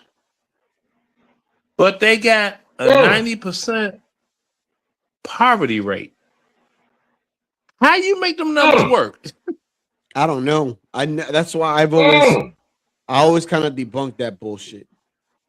No, I mean you gotta look at it. No, you gotta look at it. Actually, now look at it. You just because someone's poor does not mean they can't read proficiently. Okay. I mean enough to understand. Now with Cuba, hold on. Now with Cuba, when you're talking about the poverty rate, there's no Western investment at all in Cuba. Russia's not even invested in Cuba. Nope. Okay, there are only 2 countries on earth that does not have a doggone KFC or Burger King or something like that, or Starbucks. That's Cuba and North Korea. Yeah, but you want to know something? You want to know something? I never thought about this, but Haiti, you could say, is in a better situation than Cuba in the sense they are. Wait. Time out. In the sense of them getting together with other countries to see what they could do with Haiti, but Cuba doesn't have that, and it seems like Cuba's better off than Haiti is. They're not better off because you got passport bros that go over there and get their freak on as long as they bring Mamacita a pound of white rice. No, I get all that, but I mean, so come on now. Can you imagine a woman? But listen, imagine a woman burning and kidnappings and shit like that. Like, that's what I'm saying. Yeah, because you can't get them out the country, but you can come there and you can get your freak on with whoever you want to for a pound of rice. There's no control in Haiti. Nah, it's not that simple, Leonard. Bro, it is I was in New Orleans. That pound, okay, dude. You was in the what? Pound of rice. Never mind. Yeah, that's what I was But it going ain't to that say. simple, Never mind. dude. When I say you was in what, I'm talking about What's up, Cuba. Tina? I'm not talking about the United States. Well, it's the same thing. No, it's not the same thing. The wolves get hungry, Leonard. The wolves get hungry. Snake. Hey, We're Tina. talking about Hi, Tina. passport situations, something that you don't own. So just sit and listen and leave it alone. Okay? Just sit and listen and leave it alone. This is above your pay grade, Snake. This is above your pay grade. Just stop. And you know what? Whatever, Leonard. Okay, fine. I do know fine, what. There's an old Chinese saying, and it says, if you find yourself in a hole, stop digging. Why are you talking about Cuba, man? Why are you talking about my people, man? No, I'm Because saying, like, I don't have to give no lasagna after 2 pumps in the grind. I can get it for a pound of rice. Why are you talking about my time people, out. man? I'm making the distinction here that and even though Cuba might be in the situation that they are, right, compared to Haiti, Right. Haiti still has more leverage in the sense that they could get other countries involved if they really wanted to, right? If they could work something out, but Cuba can't because they're actually sanctioned from everybody else, bro. So I find it funny. I find it funny and weird that there's more you could say control in the street than there is in Haiti. That's the point I'm trying to bring. Like, that's They gotta If you destroy would've it. They gotta Googled it. destroy it in order to If- rebuild it. Unfortunately, If you would have Google it and look it up, you have more doctors from Cuba that are exported from Cuba helping other places than the United States does. Yeah. Just go to Google and ask, who has the most doctors per capita. Yeah, that's what you fought for, Leonard. That goes right back to my original statement. Guys, we're having a that's what conversation you fought above for, your pay Leonard. grade. Oh God. All right, time out. We got 3 women in the panel. I mean, I already got my input from Jules on this whole toxic empathy. I would love to see what Tina or RLM thinks about this. can we please put description? Can we put a definition onto what toxic empathy is first before we discuss it? So please? for like I showed a clip of a Show her the clip. Just re-show the clip. Yeah, I There's just no- show the clip because Thank you, like Babs. yeah, I just do that. Makes it much easier. You're right, Jules. Give me a second. Let me pull it up. Okay, the what now RLM, what country has more doctors per capita than anywhere else? Cuba. Cuba has the highest number of doctors per capita globally, with over 8 to 9 doctors for every 1,000 people. Monaco and San Marino are also very close behind. Damn! They banned the the pride flag. So now you have an all Muslim city council and mayor, and now they've taken down all the pride flags. One of the best examples, I think, of suicidal empathy happening in real time is a town in Michigan called Hamtramck. And I believe it was the first town in the United States that authorized the Muslim call to prayer in the morning. The liberal people in that town wanted to protect Muslim rights. There was a whole bunch of people from Bangladesh and I think Armenia coming into the town. Yeah. And these were the people who were very much pro-LGBTQ++. So they welcomed tons of refugees into their small town, who eventually became the majority. And then what happened is you got the first mayor from this country. City council became all Muslim. It's an example of you have to be careful of the unintended consequences of good intentions. Because what happened in that town this year is that they banned the pride flag. So now you have an all Muslim city council and mayor, and now they've taken down all the pride flags. And the liberal women who were behind this whole movement are now like, what's going on? And now they're being completely rebuked. And it reminds me of communism, where the agitators and the revolutionaries are just useful idiots for the people who want to take power. And whether it's communists, people from a different country or worldview, take a look at that. Tell me what you think about it, because I think that is a little microcosm of what could happen on a grand scale in Europe and North America if we're not sure about making sure people share our values before we put them in a position to take over. Here's a story of how a liberal town that was very pro-LGBTQ. My goodness, okay, that's running a second run. Okay, I'm like, dude, go and lube your booty and have some fun with someone. Okay, but Leonard. How can you excuse the fact that AOC and Alexandria, what's that other girl name that went from Somalia? The both of them are the same person you're how talking do you about. exist? How do they exist in AOC America? is who you're talking about. Okay, but Leonard, what about the other girl that married her cousin to get into America?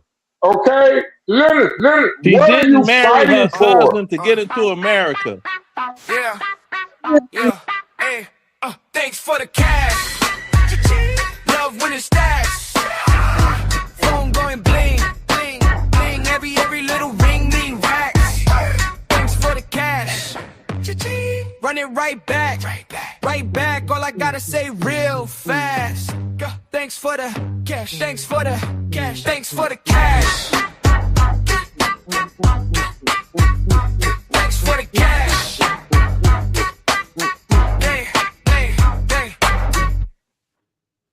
Thank you. Go ahead, guys. Okay, you're talking about the big head What I was Somalia gonna say- chick. Oh my goodness. I'm Hold trying on. to hold on for what? Hold on, Your Leonard. facts are not facting, okay? You say AOC. She's Okay, Puerto Rican. Leonard, Then what- all I gotta say is this. And you can You go should ahead learn from here. silence. Okay? You need to learn My silence. thing skills. is, I'm looking at the results of your sacrifice. Leonard, I'm looking at the results of your No, sacrifice. you're not. And it's You're- not stop. equalizing Stop towards. it. No, it's not. Leonard. Stop it. Okay, go ahead. But say it like a kid. Stop it. I'm gonna tell. Okay, look, real quick. We replayed that because Latino had asked RLM what she thought about it, so now we replayed it. So before she forgets what the clip is about, because I know I'm Thank you. let's let her answer the question. Shout out to you, Joel. So I've covered this extensively over on my channel, and I think, right, and I've had this conversation with American Man. If he's out there in the ether, I'd love for him to join with his slow drip. Cue the music, Latino. It's we're not, they're not, I don't think people are as stupid as we claim they are. I think it's almost like a waving of the white flag, right? So I think it's liberals fighting for a cause that they see as a sinking ship and purposely bringing in the control and structure that they don't have, because they inherently see the chaos they've created, and now they're just saying control me and take over, right? And so it's like it goes back to like the liberal woman in New York, right? So she won't ever, I mean, she voted in Mandami, she voted in Sharia law. So instead of her egotistically, admitting that she was wrong, she's going to, on the back end, pause, bring in the control and structure that she's been fighting against all along, because she's saying, I give up. White flag. Well, damn, you just really just damn, you just killed my whole thing. I'm just like gonna say all that. Right? So I don't think it's like, oh, let's have the bleeding heart. No, fuck it. These are the most individualistic. Oh shit! Hold on now. Hold on. I said think they were narcissists too. They're feeding their narcissism. Yeah, narcissist. I agree. Yeah. I agree with you. Okay. Now, if I could talk about notice they won't bring up that Fauci. They won't bring up that Fauci testimony. What does they Fauci share have that? to do They with like, the oh, topic you right too, now? you too I don't know, bad. man. He's been You for talking about Fauci. Wait. Yeah, thank you. Now, you've got the big-headed Somalian female that did not marry a cousin to enter the United States of America. She entered the United States of America with the rest of her family when they had the war in Somalia over there. Now, she's only been a United States citizen since the year 2000. Do you acknowledge that she owned a but that brother came here and got do you married understand to her, that and that's how she he had his. my thing is she actually represents an entire voting group of Americans infiltrated by illegal immigrants. Is that what you fought for, Leonard? Leonard, I don't want to hear nothing from you and Stanley anymore, because I'm pretty sure y'all just communist liberalists. That's all I think of y'all. Well, thinking ain't know it. It's not what you think. It's what you can prove. Well, I know what it is. I know what it is. I know what you represent. Okay. I know you don't represent Black America because you're white. I'm not. Because you want to be white with Black America if I'm not black. half-baked chocolate ass. Yeah, you look like a real cocoa bean in real life. Exactly. That's why you're jealous. That's why you're jealous with your little bald-head, crispy ass.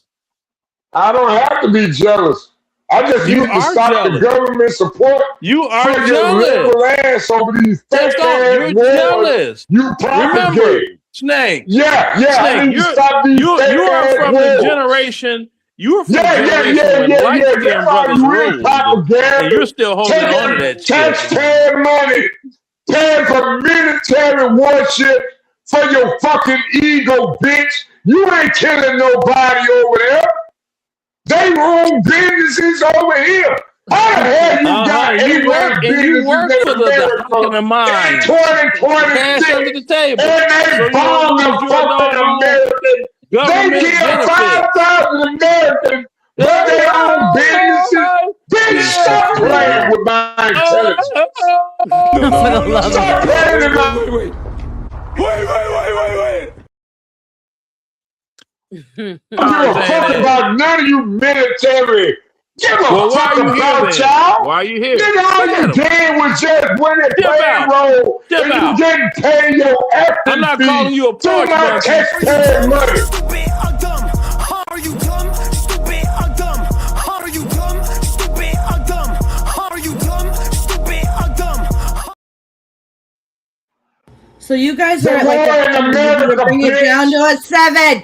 They literally just showed you that with Uzis on a school bus in the National Movie Theater because they call it NWA. They do naturalization, gun rights ass. Put him in the back or he's going to keep talking. You ain't shit. Vaya con Dios, y'all. It's too early in the week for me. Deuces. Wow. RLM jumped off the panel because of who? El Dum Dum. I like it when she comes around. She's fun. Yeah, well, you got to make a decision. You want El Dum Dum or you want RLM? Nah, don't drop. My she's gone. I'm crashing out, man. I'm mad, man. I'm bad. No, you good. No, you're jealous. You're not mad. You're jealous. I hate these I'm not a liberal. How the fuck am I? How the fuck am I a liberal when I'm a Republican? Just because you shot black men don't make you a Republican. Shut the fuck up, Leonard. Look, go work your little $3.35 an hour job with the Arabs, okay? Get out my face. And I get paid under the table. What you want to explain to American Yeah, people? and they take out for every pack of Newports and every six-pack of beer you get from the store. At the end of the week, all you got is $26.50 to your name. And invested it with some of your You guys should be lifting each other up. Because you're sorry black asses don't want to support the black community. Fuck you. Hell no. I don't want to support you doggone blackies. You disenfranchised, non-motivational to success blackies. I'll be. You don't have to respect me. I respect the red, white, and blue, and I can pull green out my pocket. More green than you. I'm a double charge your. I'm a double tax your. You ain't gonna double shit. Double a $20 bill on camera. Fuck you. Fuck you. Double a $20 bill on camera. Double a $20 bill on camera. Yo, wow. Ain't nobody wild. He's a broke ass nigga. And this is what broke ass niggas do. Repercussion. Spell repercussion. Spell it. Your mama. You dumb son of a bitch. You's a dumb son of a bitch. Your mama. Your mama. Oh, God. I'm just fucking. No, mama. No. Yeah, so how many years did you pee on your hand before you figured out that's not how you pee? God damn it. That was funny, man. Fuck you, Leonard. You gotta stiff the joke. You always gotta stiff the joke. It's all good. It's all good. I know it is. Water, though. Fuck that. I gotta drink some water on that shit. Just don't drink it out the toilet. I know I'm a Caucasian because when I wake up in the morning, I just have such a great life.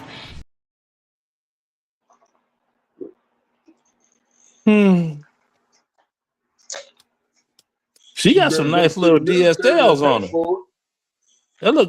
That girl got some nice DSLs. Too bad. She thinks she's white. She don't mess with black people. No, it don't matter. No, I'm light enough. She got some good DSLs, some dick sucking lips. I like them. She has a, Bigsby Well, wasn't that on the Dr. Phil show? Yeah. And don't you know that he's just like Jerry Springer. His producers pay people to behave a certain way for the sake of television, and Americans fell for that shit. Yeah, that's how bright Americans are. Yeah, but this shit is funny, right? But this shit is funny though. It's funny because I don't know how bright you are. I can't see your ass. I see your glasses, but some smoke. I'm a Caucasian because when I wake up in the morning, I just have such a great life. Yeah, she tripping. See, the thing about it is, man. The thing about it is, man, black people are dangerous. They are dangerous. Because the thing about the African American culture, you're a damn liar. There's no such as African American unless you're talking about Obama and Joy Reid. You don't want to be an African American, but that's Godfrey is not African American. You know what? He's African American. He's African American through immigration. Shut up. He's African American through immigration. So is Joy Reid. But Obama is an actual African American because his daddy is from Kenya and his mother is American. So he's an actual African American. So Leonard, why did you go on your live stream the other day? Hold on, Leonard. Why did you go on your live stream and just publicly admit that, hey, I don't pay taxes because I get paid under the table? Why did you do that? What? Said it about you? Yeah. Because I can. I do what the fuck I want to do, nigga. What you gonna do? What you gonna do? Report me to YouTube? Nothing, I'm gonna pay my taxes. Well, I've been paying my Pay taxes, what taxes? but You can't pay taxes if you don't get a W-2 from your job. They don't give you a W-2. They give you money. What you think I don't get Fuck a out of here. W-2, Leonard? You don't get a W-2. What if I W-2. showed you, Leonard? What if I showed you a W-2 from every year I worked at that job? Okay, show it then. Don't what if me, show it. Okay. Because I'm a repeat showing motherfucker. No, I don't do what you do. I don't do all that. That's because you can't do what I do. Yeah, you're a government dude. You can't do what I do. To snitch out, niggas. I could show a tax form that I get every year. I get a tax form every year, but I don't pay tax. Damn, son, where'd you find this? Listen to me.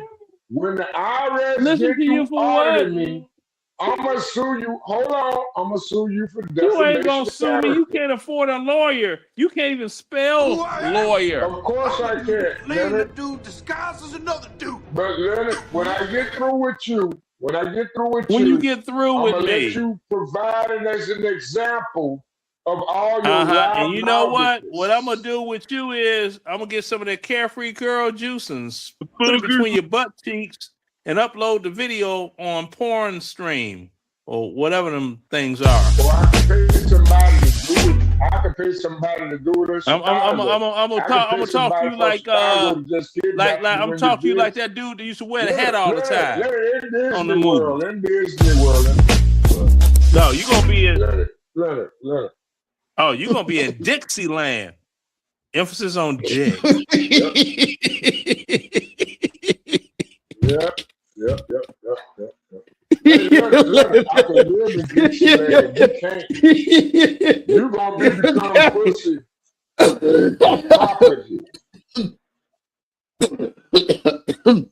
Time out, Leonard.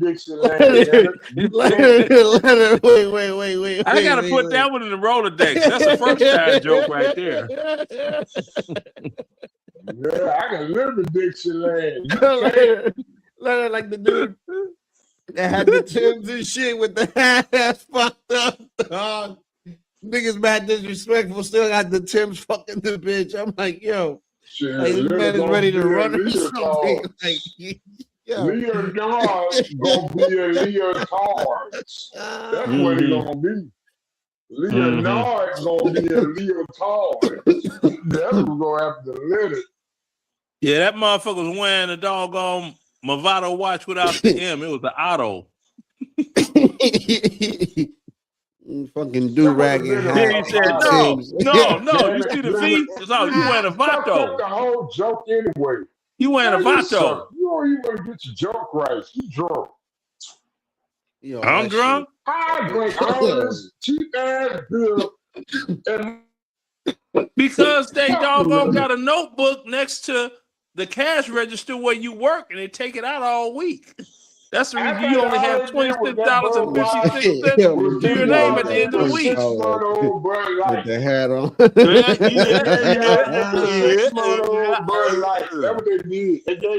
Stay on the hill, be like y'all some ignorant motherfuckers. Stanley get that fresh Bud Light. Ain't that right, Stanley? Look, the dude, get that fresh Bud Light. Right. Shout out this to is this is gonna be. I'm gonna have to put the video out again about something else, because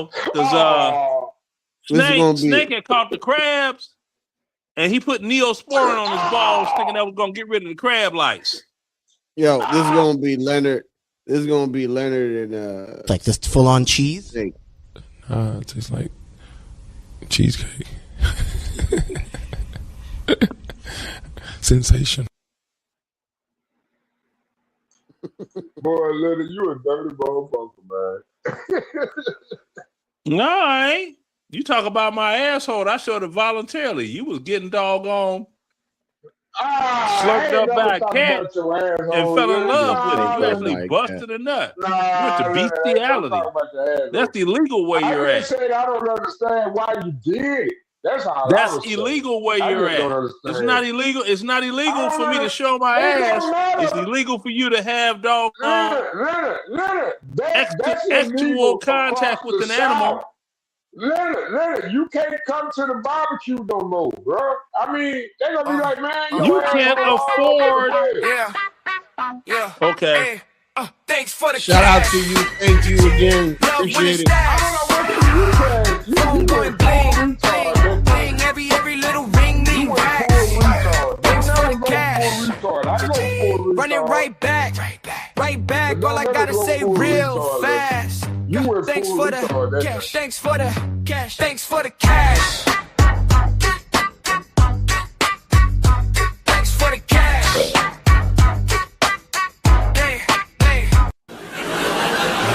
You know who I am? I'm a dude playing a dude disguised as another dude. What? I was just about to say that. Yeah, well, what I was about to say is if you pull one slab of ribs out of your freezer, I'll show you 2 slabs of ribs from my freezer.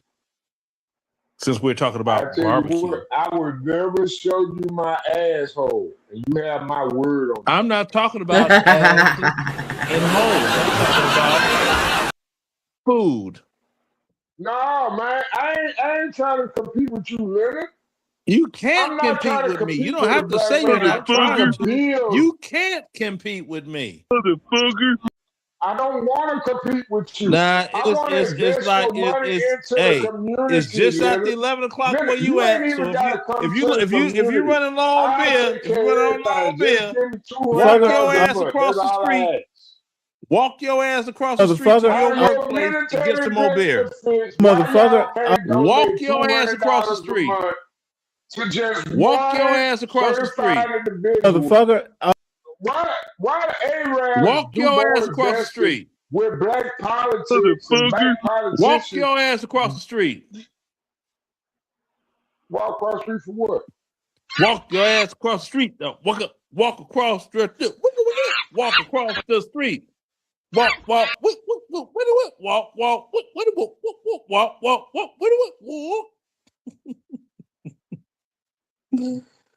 Oh shit. It's just so ridiculous. I don't need to. I got everything I need right here. But that's good until tomorrow. Tomorrow, you'll need more tomorrow, and they're gonna write it in the book. Damn, man. He said that. I try to argue. I try to argue against Snake, Leonard. You know, I was telling him that's not welfare. You know, that's not welfare. You sir. Yeah, well, most people look. Most people have a tab at a bar. He's got a tab at the store that he works at. Damn. If that ain't some sharecropping shit right there. Yep. That's what sharecropping was. I know. What's wrong with sharecropping? You're a slave. Hey, sharecroppers made better fathers than you. Really? I guess that's why you can't show any proof of having children. You want to have a kid off? He's trying to say that's send your child off to college. You had to send your child off to college to make them a better man. Because you ain't got no damn skills that you carried on to him, that you would at least lead him to a vocational travel, but now he got to pay $64,000. Vocational travel? No, stop. Politics. Vocational travel? No, don't tell me to stop, nigga. Catch vocational up, nigga. travel? Where you at?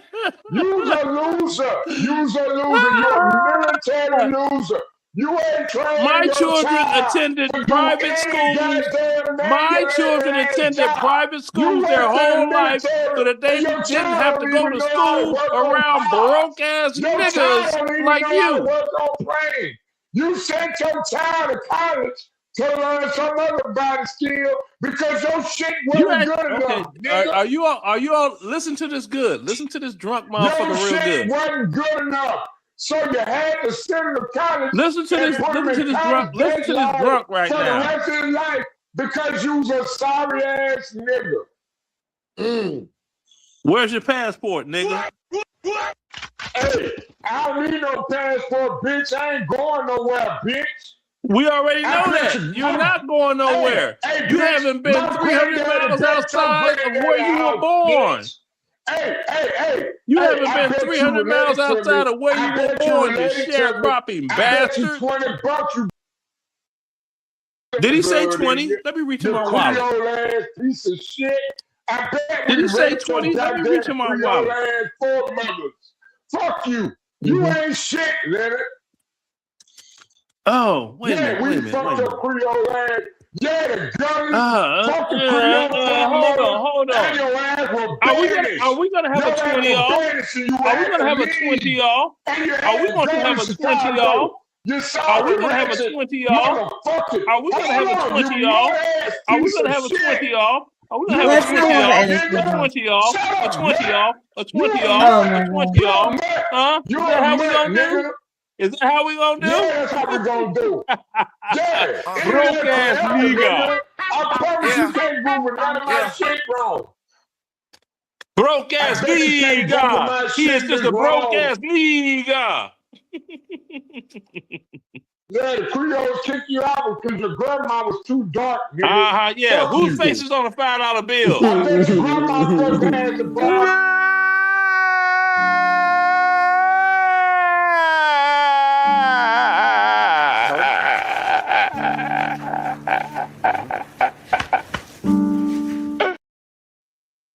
You a $5 ass crispy and I'm making change, nigga. Go ahead and Google it. Whose face is on a $5 bill? We're gonna ship your ass back as a defect, nigga. You gonna be like the Xena brand of TV, nigga. You the whole America. You the Xena motherfucker. I got a $2 bill in a picture right here. That's $1 you got in your pocket. Broke ass nigga. You Creole ass nigga. You broke ass nigga. Broke ass nigga. Yeah, he's a broke ass nigga. He's a broke ass nigga. Oh, you bugging. Broke ass nigga. Broke ass nigga. Do you guys have anything to say about nigga? Broke ass nigga. Man, we're going back 5 generations on your Creole motherfucking ass. You can't go back $5. I already asked you. What president faces on a $5 bill? Oh, funny. It ain't your okay, let's get easier. What president faces on a $1 bill? It ain't your granddaddy. You never know. What president is on a $1 bill? What president is on a pick? Now that might be your granddaddy. Yeah, I was trying. That penny motherfucker, because you asked that dollar question twice. I don't know if you noticed it, Leonard. And you know what? Asked that question now, twice. Let me explain something about this broke ass nigga. Let me explain something about this broke ass nigga. Put you some electrical tape and a copper penny across your spine. Let me explain something to you, broke ass nigga. And get some of that retardation out of it. The same picture that's on the penny is on a $5 bill. I'm giving you President advice. Abraham Lincoln. You dumb nigga. You don't know nothing about He's a Abraham dumb Lincoln. nigga. Shut up. Stop it. How dumb can you be to name a coin with the face of a president that somebody asked you is on a bill? In 2026. You a dumbass Did you nigga. not hear what I said? You a dumbass nigga. Andrew Lincoln. Knew more. Andrew Lincoln? You knew more about Who the fuck is that? electromagnetic Andrew Lincoln. Abraham's cousin. Then your dumb ass Andrew Lincoln. Andrew Lincoln. Lord, you know what? Don't you love not having to help a motherfucker look stupid? They're doing it on their own. Well, show me. Look up Andrew Lincoln. Let's look up Andrew Lincoln. Let's look up Andrew Lincoln. Andrew Lincoln. I got you, Snake. There might be a nigga named Andrew that's linked in, but Andrew Lincoln. Siri, who's Andrew Lincoln? Oh, Andrew Lincoln is a figmentation of Snake's imagination. Imagination. Okay, I do it. Let me see. Andrew Lincoln right there. Andrew Lincoln. Wait a minute, ain't that the dude off The Walking Dead? Yeah. Look up Andrew Jackson and said that. No, look, don't give him any help. Stop, Joel. You fucking up the program. Yeah, for real. I was giving him a correct Andrew. No, the Jackson and Lincoln ain't got nothing to do with the same name. No, but we know they're both things. So is Bill in the same class. Right. I wasn't giving any more hints. Shit. So is Bill Clinton. Shit. No, you're the one ruining it. My bad. You're bad. No, you're stupid. It's all. You don't have a point, you dumb fucker. The same face that is on a penny is on a $5 bill. You dumb son of a bitch. I fart in your general direction. You meant this guy?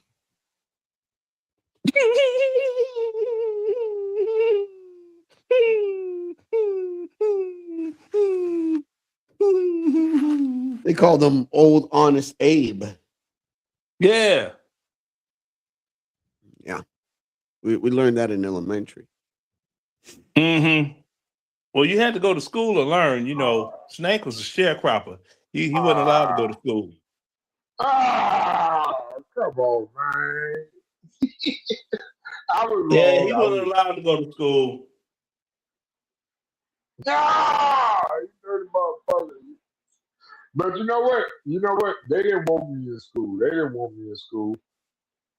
Because I felt like, I ain't gonna lie, back when I was in school in 85? That was 85. No, 87. This teacher, I called her a communist. And it was like 85. I was like, what was that?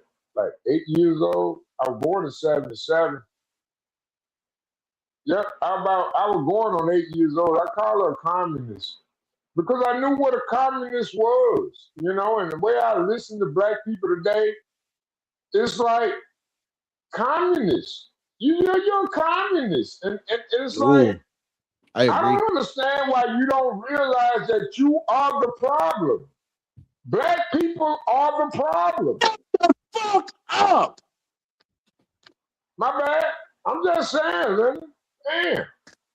Y'all niggas act like communists. I can help myself. Communist. I'm serious. You black men don't Go ahead, so Snake. good. Go ahead, Snake. It felt so good Snake. to me. I'm serious. Everything about the modern day black man is waiting on the white man or the Mexican man to give them a leg up in the game.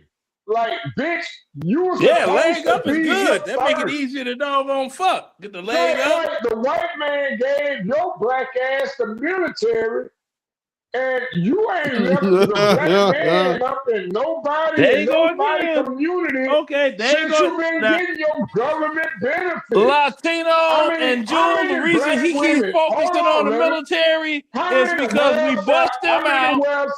Stanley, myself, and what was that? Philadelphia. We busted him out and proved that he never even took the test. I'm pretty sure most and of he's those not gonna dollars get over come that from like you. ever.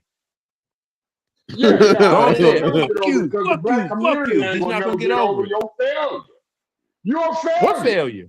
You're a failure. You just a boomer How am I a failure. failure?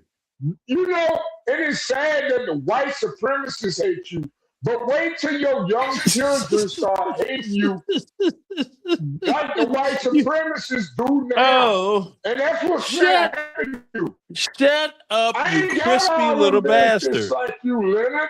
Leonard, You I little ain't got all crispy, them you benefits like crispy you. blind bastard. Shut up. I'm a crispy. So, what You are are either of you crispy. going to accomplish right now? What are the goals here? Nothing. Nothing. Right. I don't know why he's talking to me. Didn't you notice earlier I said, don't talk to me? This is brought So to that we you can by. talk about other stuff. I don't give a He damn can't help about himself. Earl. He can't help himself. This is so romantic. Well, it's about to get a little bit more romantic. A little candlelight and a little Bud Light.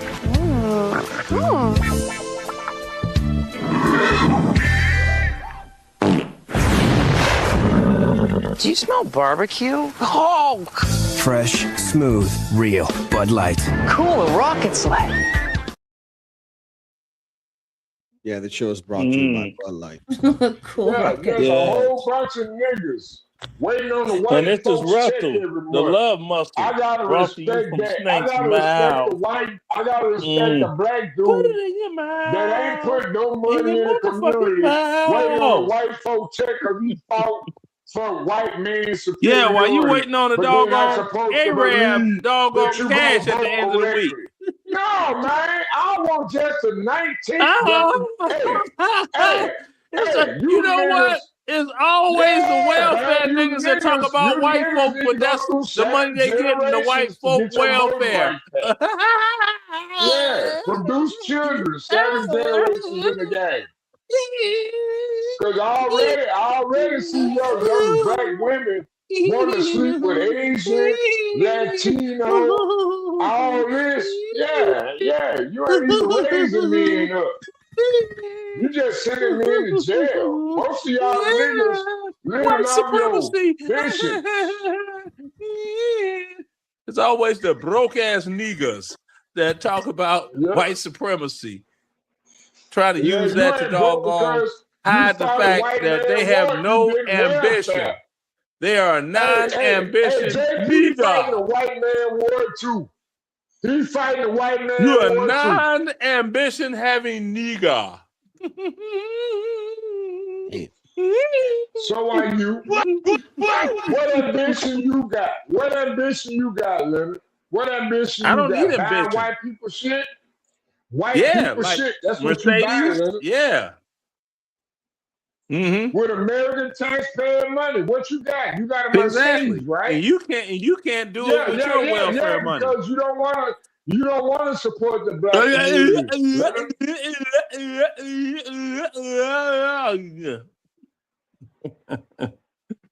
I mean, I don't agree with him. Hold on. If he ever hear those people at the store he worked for say, sit the Bob, you know what that means? That means stupid ass nigga in Arabic. But you know that, and you fought for them to own businesses within our community. Oh, man. shit. That dumbass nigga actually believed it. It doesn't mean that. I know what it actually means, but oh my goodness, you dumbass nigga. You dumbass nigga. White man don't tell you how to walk, nigga. You will never learn how to step. So when have you learned accountability And within if your you community? had some money, you wouldn't have sheets hanging up as curtains. You would actually have curtains. You broke ass nigga. You coon, you boom coon. I'll be that coon. Yes, I'll be all of that. Mammy, it's the WB. We like fried chicken and watermelon. Uh-oh. That dance with my Trump hat. Ate my watermelon dick, bitch. Uh-oh. I gotta go there. Go there. Hello, my darling. Hello, my sweetheart. Hello, my gal. I am Solid Snake, and I'm a progny god. Hello, my darling. Hello, at my least that sugar. song Hello, had the sense enough. Hey, the artist of that song had sense enough to not put teeth in his mouth. Because your teeth don't look no better than mine with all the goddamn gaps in it. Broke ass nigga. I'll take the gap. You know what? I'd rather have gaps in my teeth than gaps in my wallet, nigga. Nigga, your teeth look like Captain America. You got gaps in your wallet, nigga. Which one is worse? Hey. This is a joke. It's a joke, man. It's not the truth, but you can tell it to be the truth. You know, get mad. Motherfucker, I have your yearly income in the bank right now. It takes you a year of earning and spending to have in the bank what I've already saved. Come on, you military bred motherfucker. Show me your military might. Uh-huh. Yeah, you think you all doggone the bejesus because I put out on the internet. Yeah. You're getting government benefits and you're working. I'm trying to hang cash out under with the table.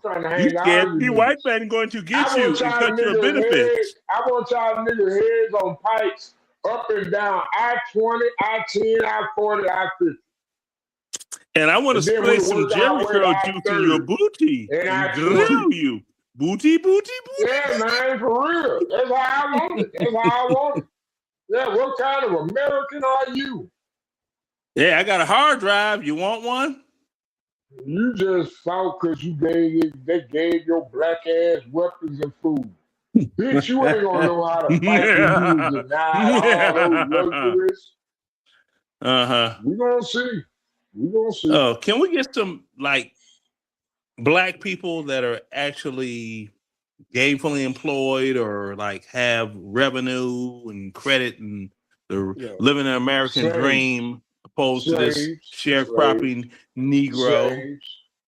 Slaves. Well, most of them are sleeping because they have to get up for work in the morning. Yeah, talking at least on the East Coast. Get up out of here. So. Yeah, I'm getting at least on the East Coast. Right, at least on the East Coast.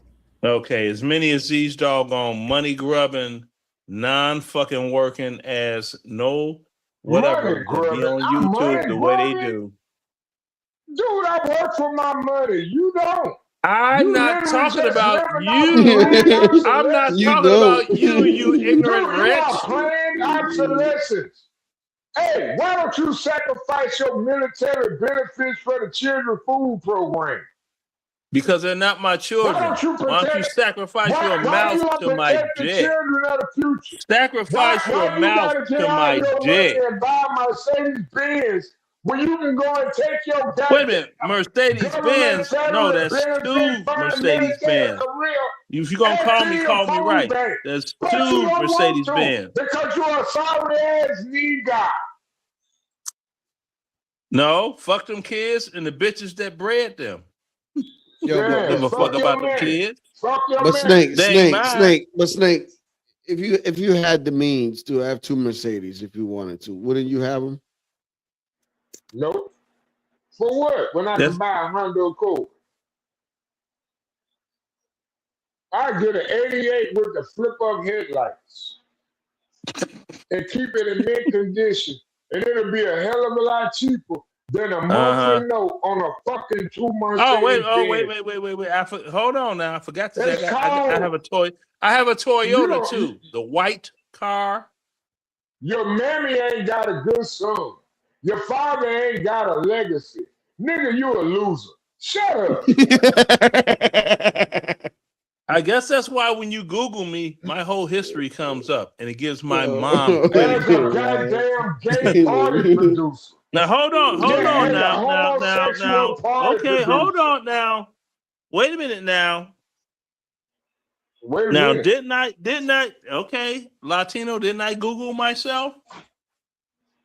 And didn't I push the button for AI overview? And it said, Leonard Remix Roy is a pioneer of Chicago house music. He's known for claiming his mother inspired the genre's name, suggesting he played the old records they had.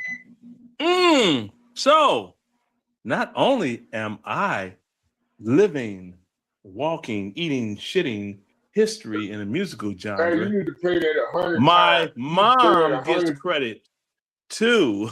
You can't name the last book that you read, but I could tell you what book I wrote. Oh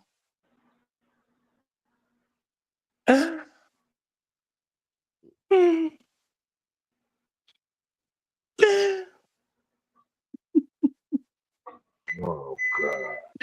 Bitcharella, Why you gotta sound like a bitch? That You I don't respect name your you. daddy. If you respected your daddy, you wouldn't have said that. You don't even know your daddy. You always gotta sound like a woman for. You don't even know your gotta daddy. sound like a woman.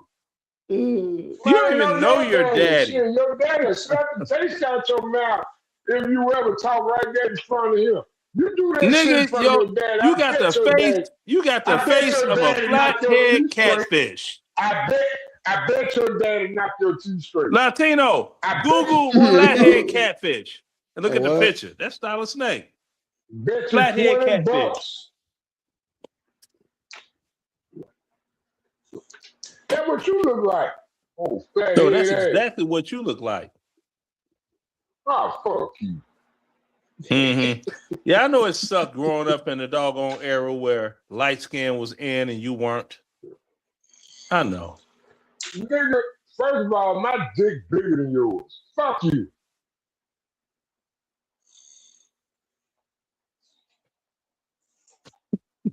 I ain't gotta worry about no light skinned ass nigga. I bet you $20. I bet you $20 your You ass can't need bet. blue chew. You don't have no fucking money. Look at Snake, flathead catfish looking ass nigga. Oh, fuck. Nigga look like a flathead catfish with glasses on. Mr. Limpet looking motherfucker.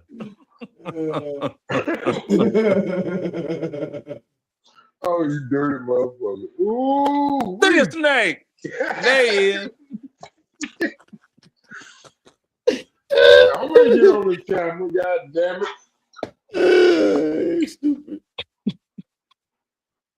You SpongeBob reject head having ass motherfucker.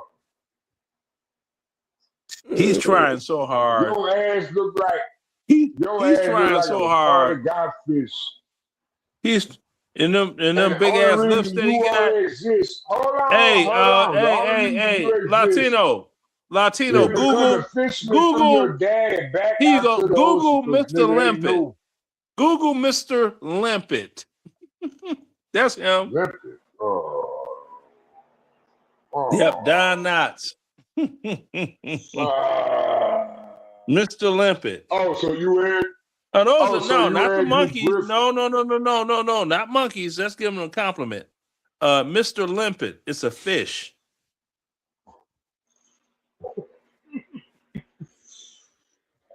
That's not it. What are you looking for? Mr. Limpet. Oh, Mr. Limpet.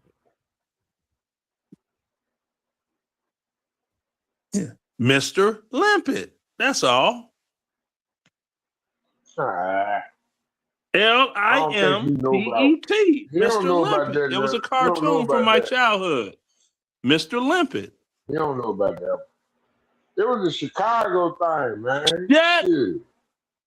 Your soup cooler ass glasses wearing Mr. Limpet looking fish face fruit booty.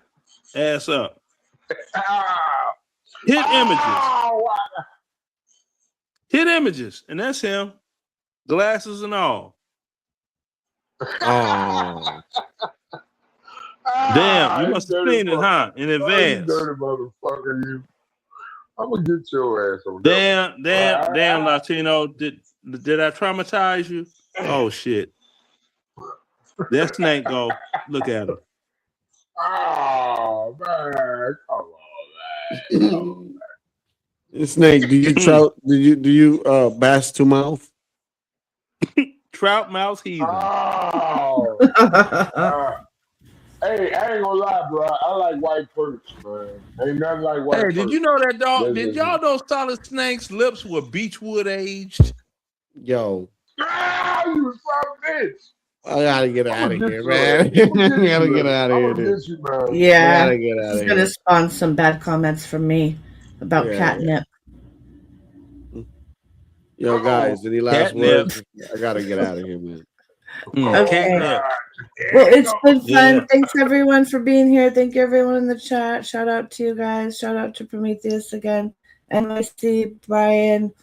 I know I'm forgetting people. Nate was here. Aztec. Who else? Anyway, Lenny, thanks for coming up. Thanks for coming up as always, Solid Snake. Love y'all. Shout out. Any last words for you guys? Yeah, I nip pussy when I used to care. Now all I do is fuck. Okay, Leonard. Thank you. Have a great night, Leonard. You're welcome. Snake, I any have, last every words? night I have a great night every night. Yeah, bro. Snake, any I don't last give a words? fuck. Bye, Benzes. Fuck second what bitches. Leonard Bye, said. I second Benzes. what Fuck Leonard said. bitches. All right, man. That's Me it. too. That's it. That's all we gotta That's do. it. I'm shooting up That's the it. club. I'm shooting up the club. That's it. I'm out to shoot up the club right now. So peace.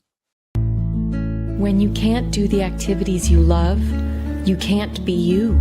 3 out of 5 young adults experience early onset arthritis. Negro can help. Negro increases cartilage and strengthens muscle tissue in the knees so you can feel like you again. Don't be a slave to joint pain. Free yourself, and the results will be noticeable. Hey, that guy's using Negro. Hey, Negro. Negro. Hey, Negro. Negro. Look at him go. Negro, get back to what you do best. Get back to you. Negro, please. Negro is available only by prescription. Consult your doctor to see if Negro is right for you. Negro, please.